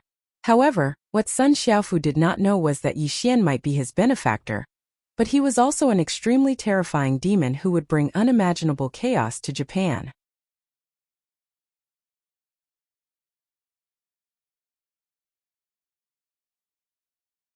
Chapter 168. At Sakura Corporation. This was a multinational corporation, which was also the company controlled by Zhuojunting. In Japan, it was just a very ordinary business group. It could also be considered a stronghold that Zhuojunting had built in Japan. Flowing Water Villa. It was a very poetic name. There was a small stream, and there were also green bamboos planted in it. A wind chime was hung on the door, and from time to time there would be pleasant chimes. The house was like an ancient style. In the capital of Japan, it was indeed a rare high-end residence. In the courtyard, Sun Xiaofu's face was flushed, and he asked Yi Xian in a trembling voice, "Big brother, who exactly are you? How do you own such a property in Japan?" "Who I am is not important. What's important is whether you want to be above others." Yi Xian's eyes were deep, and his voice was as seductive as a demon's. "Above others?" Sun Xiaofu muttered to himself. He looked at Yi Xian with a slightly cautious gaze. Sun Xiaofu seemed to be lewd and absurd, but he was definitely not a fool. Otherwise, how could he survive in a foreign country for so many years and still have a small fortune? Sun Xiaofu deeply understood that there was no such thing as a free lunch in this world. If you wanted something, you had to give something of equivalent value. How could he not understand this principle? "Big brother Liu, just say it. What do you want me to do?" Sun Xiaofu's expression turned solemn. He had already begun to be wary of Yi Xian. At this moment, Yi Xian narrowed his eyes. The smile on his face disappeared, and a hint of coldness appeared. He said in a strange and sinister voice, "I want detailed information on all the underground forces in Japan, as well as the location of all the arsenals in Japan. As long as you do these things for me, I'll give you unimaginable money and power." As Yi Xian's words fell, Sun Xiaofu's face instantly turned pale. His eyes widened, and his voice trembled as he said, "Arsenals? Arsenals? Who are you? What do you want?" "What do I want?" Yi Xian's lips curled into a cold smile. His eyes were sinister as he said, "Of course we have to do something interesting. After all, this tiny country has been quiet for too long. Big brother, just pretend that I never came here today. I have never seen you before. Goodbye." Sun Xiaofu turned around and left without stopping. Although Yi Xian didn't reveal his plan, Sun Xiaofu wasn't a fool. It involved the military power of Japan, and this was something unimaginable. Although Sun Xiaofu was greedy and liked money and beautiful women, he cherished his life more. He didn't want to know what Yi Xian was planning because he already knew that even if the other party wasn't a terrorist, he definitely wasn't a good person. If he was really involved, he was afraid that he wouldn't even know how he died. "Do you think you can walk?" Yi Xian said calmly, but it made Sun Xiaofu stop in his tracks. More than 10 men in black had already appeared outside the door. Obviously, it would be more difficult for Sun Xiaofu to leave this place. Looking at the scene in front of him, Sun Xiaofu's body trembled.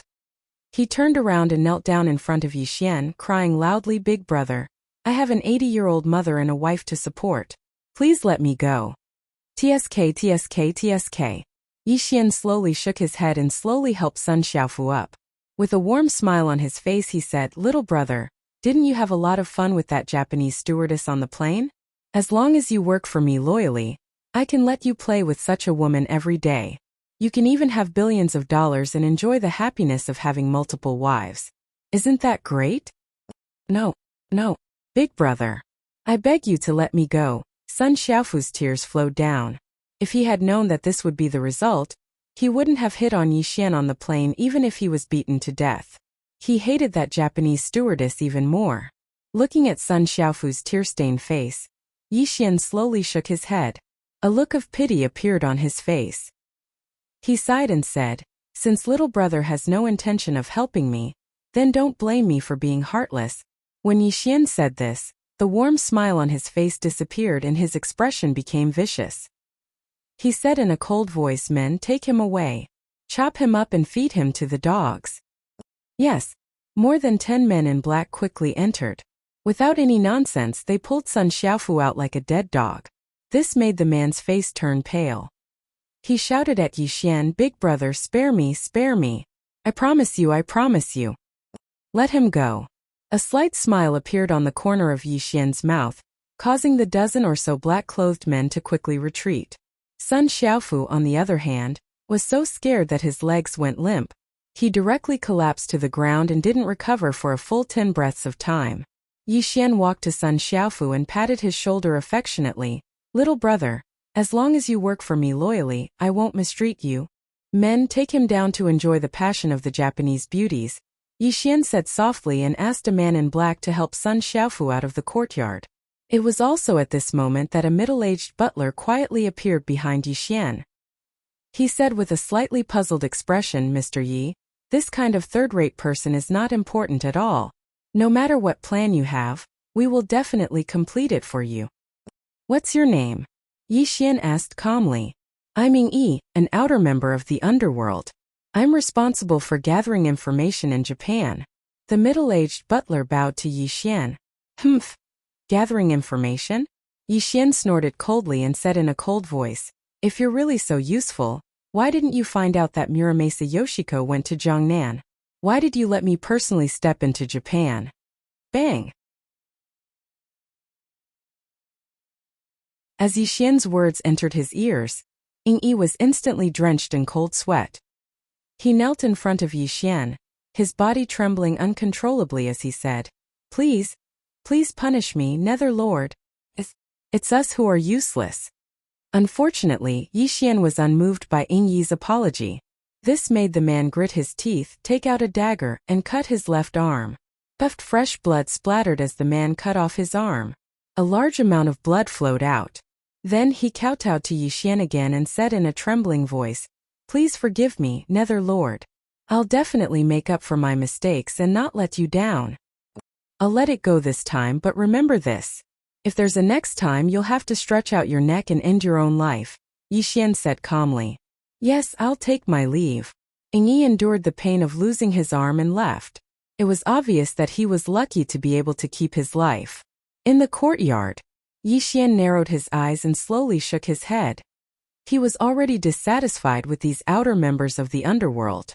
He wanted elites, not arrogant trash like them.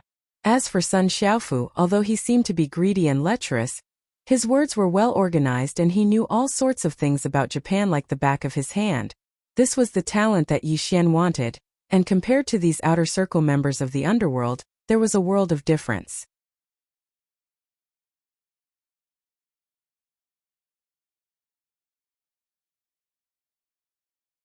Chapter 169. Chop him up and feed him to the dogs. This simple sentence was filled with ruthless killing intent, causing Sun Xiaofu to wake up from his nightmare once again. He didn't even have the heart to pay attention to the 2 Japanese women who were wrapped around him. The night sky was like a curtain filled with stars. Sun Xiaofu's expression was complicated. After an hour, a helpless expression appeared on his face. He got off the bed and walked towards the center of the courtyard. In the courtyard, Yixian sat cross-legged under the cherry blossom tree. As he breathed, blood-red ribbons surrounded his body, and muffled sounds came from the surrounding void. Suddenly, Yixian opened his eyes. A blood-red light flashed across his eyes, and he looked at Sun Xiaofu with a deep gaze. "I understand. Yes, that's good." The 2 of them had a short conversation, and everything was conveyed without words. To put it bluntly, Sun Xiaofu knew that he had no way out. If he didn't listen to Yixian's orders, he would only die. If he helped Yixian, he would at least have a chance to live and enjoy the glory and wealth of the human world. Sun Xiaofu understood this principle very well. He appeared here to express his attitude to Yixian. "Sir, the officer in charge of the military base in Japan is called Ichiro. As long as you control him, you will naturally be able to open the gate of the military base. I have a friend who is reporting under this person and can completely come into contact with Nitaichiro. Yi Xian casually threw a black gold card to Sun Xiaofu, who quickly received it. Yi Xian's voice slowly sounded at this moment. There are 10 billion in this card. The password is the last 6 digits of the card number. I'll give you 3 days. From Nitaichiro to half of the courtiers in Dongying, you have to bribe them all for your use. Whether it's coercion or killing to establish your authority, I don't care what method you use. I just want to see the results within 3 days. As Yi Xian's voice fell, Sun Xiaofu's lips trembled as he looked at Yi Xian in horror. My lord, don't worry. In a place like Dongying, as long as you have money to clear the way, these things won't be a problem. Sun Xiaofu tried his best to calm himself down and then bowed to Yi Xian. Go. Find me here in 3 days. If you don't complete the mission I gave you, you should know what will happen to you, Yi Xian said calmly. Yes, sir. Sun Xiaofu had a complicated look on his face. He carefully put away the black gold card, then strode out of the flowing water house. Suddenly, Sun Xiaofu stopped in his tracks and looked back at Yi Xian. With a complicated voice he asked, Sir, aren't you afraid that I'll take the money and leave? You won't, because you're a smart person. Yi Xian smiled indifferently. He closed his eyes again and went back to cultivating. Sun Xiaofu looked deeply at Yi Xian, then quickly left the place. Yi Xian didn't give him much time. A silent massacre was happening. The originally peaceful capital of Dongying was in an uproar. In the past 3 days, many officials had died in their homes. Dongying was a small country. The mafia ran rampant. In this country, the mafia was a legal organization. As long as you had money, these mafia could be used. Money beauties massacres. Under the attack of Sun Xiaofu's huge amount of money, the mafia and samurai families in Dongying were all used by Sun Xiaofu. This caused the capital of Dongying to become chaotic. Sun Xiaofu's actions naturally attracted the attention of the royal family of Dongying. They even started to investigate Sun Xiaofu. However, what the royal family of Dongying didn't know was that in just 3 days, half of the officials in Dongying had been bribed by him. They even helped him suppress the news of the massacre. As for those officials who would rather die than submit, they were all assassinated in their homes. Most importantly, Nitaichiro, the high official in charge of the military base in Japan, had already become brothers with Sun Xiaofu. Every day, he would indulge in sensual pleasures and indulge in the pleasures of women. 3 days wasn't a long time, but it wasn't short either. When the first ray of morning light shone on the flowing waterhouse from the east, Sun Xiaofu appeared in front of Yi Xian, dressed in bright clothes. My lord, I have completed the task you have entrusted me with. Nitaichiro and I have become sworn brothers. What is the next step of my lord's plan? Sun Xiaofu bowed, lowering his posture to the lowest possible level. Very good. You've done well. Yi Xian stood under the cherry blossom tree with a satisfied smile on his face. Go and tell Nitaichiro that you have a friend who wants to visit the military base in Dongying. I don't think he'll reject you, Yi Xian said calmly. Yes, sir. I'll do it right away. Sun Xiaofu was very smart. He didn't ask about Yi Xian's plan because he knew what to ask and what not to ask. This was where he was smart. In an underground military base in the suburbs of Dongying's capital, the steel technology door opened. Nitaichiro was wearing an official's robe and his face was flushed. He was anxiously waiting for Sun Xiaofu's arrival. These days, Nitaichiro could be said to be bursting with joy. This was because he had gotten to know a very rich sugar daddy. Every day, other than inviting him to spend time with beauties from different countries, he also gave him a large amount of money. With this money, even if he retired, it would be enough for him to squander happily for the rest of his life. Of course, for a sugar daddy like Sun Xiaofu, Nitaichiro would grant all of his requests. Today, Sun Xiaofu wanted to bring a friend to visit the military base that he was in charge of. For such a simple request, Nitaichiro naturally agreed to it. Although the Dongying royal family prohibited private individuals from entering the military base, he was the highest-ranking officer here. As long as this matter wasn't leaked, who would know? A black car that was worth tens of millions drove over from afar. After passing through layers of armed checkpoints, It finally stopped in front of the military base's gate. Sun Xiaofu got out of the car first and quickly opened the door. Yixian calmly walked out of the car. This made Nitaichiro stunned. This was because he realized that Sun Xiaofu, this sugar daddy, was extremely respectful to this ordinary-looking young man. It was as if he was this young man's servant. Sun-kun, this is? Nitaichiro walked over quickly and asked Sun Xiaofu in a slightly stiff Xiao language. Sun-kun, this is my boss, Mr. Liu. He is an extremely famous and wealthy businessman in Xia country. He has always admired your reputation and has specially come to meet you today, Sun Xiaofu said with a smile. Hearing Sun Xiaofu's introduction, Nitaichiro was stunned. He looked at Yixian with a slightly strange gaze. One must know that the people of Xia country were very sensitive among the upper echelons of Dongying. The reason why he could befriend Sun Xiaofu was because he had investigated Sun Xiaofu's background and knew that this person had been in Dongying for many years. As for the origin of Sun Xiaofu's money, Nitaichiro had never figured it out.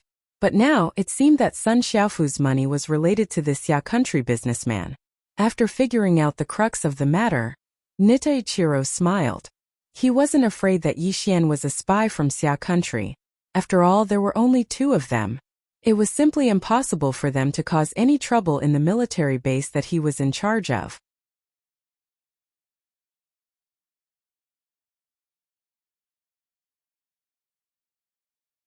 Chapter 170.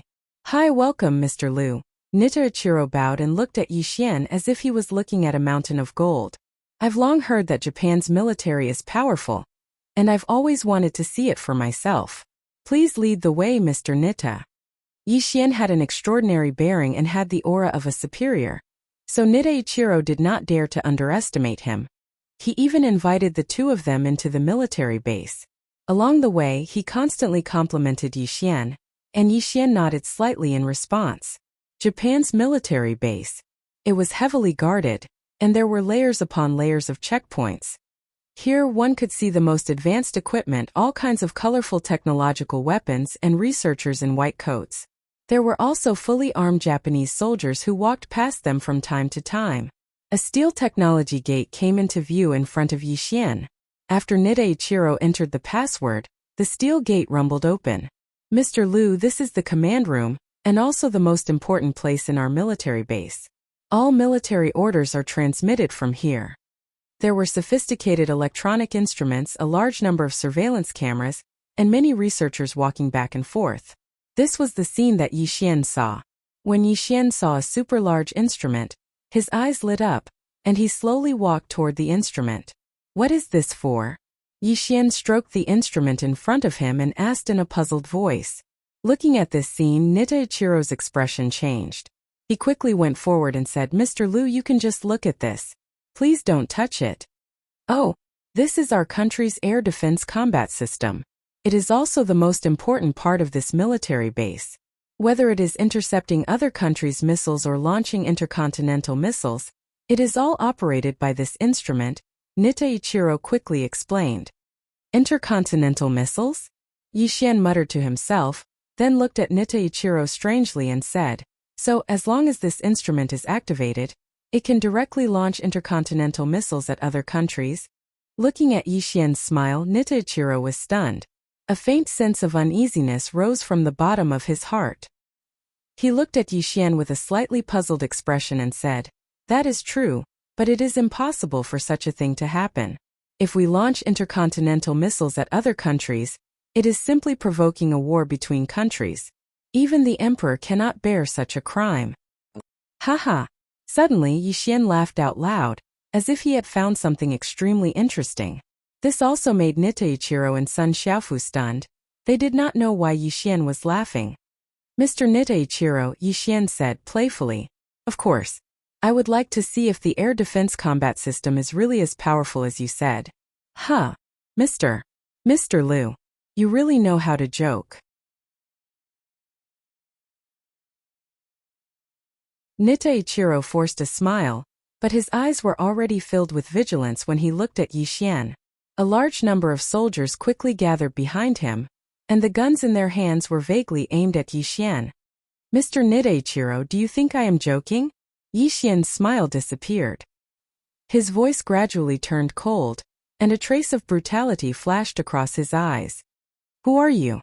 At this point, if Niteichiro still thought that Yi Xian was a businessman from the Xia kingdom, even he would have to scold himself for being an idiot. Looking at the other party's posture, it was obvious that he did not come with good intentions. Who I am is not important. What is important is that I am very interested in intercontinental missiles, and I also want to test the power of this weapon. Yi Xian slowly walked towards Niteichiro. Capture him for me, Niteichiro said in a gloomy voice. He could already tell that Yi Xian did not come with good intentions, so he directly gave the order to the soldiers behind him. Blood splattered everywhere, and heads fell to the ground. Without waiting for the soldiers to step forward, Yi Xian used his fingers as a sword and directly beheaded all of them on the ground. This made Niteichiro's expression change greatly, and he staggered back. Buzz! Yi Xian took a step forward and suddenly appeared in front of Niteichiro, lifting him into the air. A cruel and cold smile appeared on Yi Xian's lips. I am a very reasonable person. As long as you activate this device, I will naturally not harm your life. But if you don't listen, then don't blame me for being merciless. Yi Xian's 5 fingers slightly tightened, causing Niteichiro's face to turn purple. He kept struggling in Yi Xian's hands, and many of the researchers present turned pale. They hid in the corner and did not dare to make a sound. Let go. Promise you, Niteichiro said in a trembling voice. This also made Yi Xian release him. Huff, huff, huff. Niteichiro collapsed on the ground, panting heavily. He looked at Yi Xian with an extremely gloomy expression, but he quickly got up and went to the device according to Yi Xian's instructions. Pa! Suddenly, Niteichiro quickly pressed a red button, and the entire military base suddenly emitted an ear-piercing alarm. The steel door of the command room suddenly fell down, completely isolating the entire place from the outside world. Damned warrior from the state of Great Xia, our people will be here soon. You definitely can't escape. At this moment, Niteichiro's face was ferocious. The glaring red alarm around him seemed to have given him great confidence. You are really courting death, Yi Xian said in a gloomy voice. A bloody light shot out from his sword fingers and directly cut off Niteichiro's left arm. The spurting blood was extremely terrifying, causing him to howl miserably. Pig from the state of Great Xia, you won't be able to activate this device.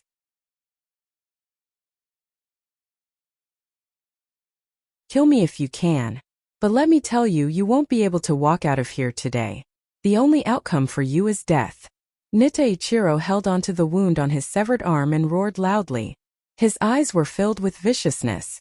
It wasn't that he wasn't afraid of death, but if he really did as Yi Xian said and activated the anti-air combat system, the Emperor of Japan would probably cut him into pieces. Looking at Niteichiro's unyielding expression, Yi Xian smiled coldly. If it was any other time, even if the other party's will was made of iron, Yi Xian would be able to make him submit obediently. But now Yi Xian didn't have time to deal with this person because he wanted to play a game. This game would shock the entire world, and it would also be a great lesson for Yi Xian to teach the Japanese. Yi Xian looked around at the many researchers present, and his cold voice sounded out at this moment. Everyone, I'm a very reasonable person. If anyone can help me activate this device, I naturally won't hurt them. But if any of you don't know what's good for you, then don't blame me for being ruthless. Unfortunately, Yi Xian's threat didn't have any effect. The researchers present were dead silent. Obviously, helping Yi Xian activate the device was purely an act of seeking death. You guys have really disappointed me. Yi Xian narrowed his eyes. When he slashed out with his sword, one of the researchers died on the spot, causing the rest of the people to scream. I'll only give you 10 breaths of time to consider. After 10 breaths, if you still don't activate this device, then all of you will die here, Yi Xian said coldly, causing the faces of the researchers present to turn pale. 1, 2, 3. The countdown to death began. As Yi Xian's calm voice rang out, many of the researchers trembled. Everyone's faces were filled with hesitation and struggle.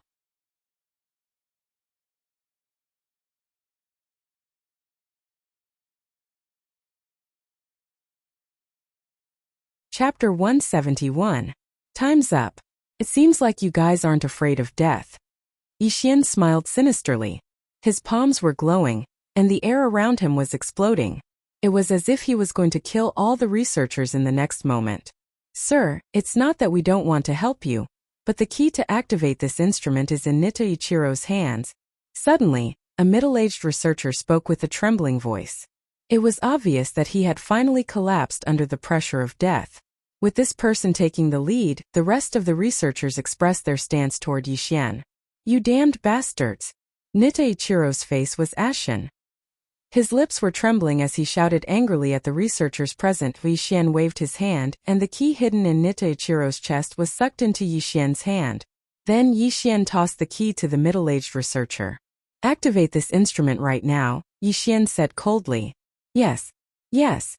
The middle-aged researcher did not dare to delay. He hurriedly got everyone to stand up and gather in front of the super instrument. As the key was inserted into the groove, the instrument immediately started operating, and emitted a slightly dazzling light. You bastards, you're committing treason. You'll definitely be sentenced to death by the Emperor. Nita Ichiro roared angrily. I don't know if they'll die or not, but I know that you're going to die now. Yixian smiled coldly. Since Nita Ichiro was no longer of any use, his only fate was death. A blood-red light was flung out from Yixian's hand. Nita Ichiro's eyes were wide open as he turned into a headless corpse. He no longer had any signs of life. This caused the researchers to tremble. They sped up the activation of the instrument. Activating Air Defense Combat System. Activating Surface-to-Air Missiles. Intercontinental missiles are ready. The system's cold voice sounded. However, when Yixian heard it, his smile became even wider. However, a trace of cruelty flashed across his eyes. Prepare to launch the intercontinental missiles.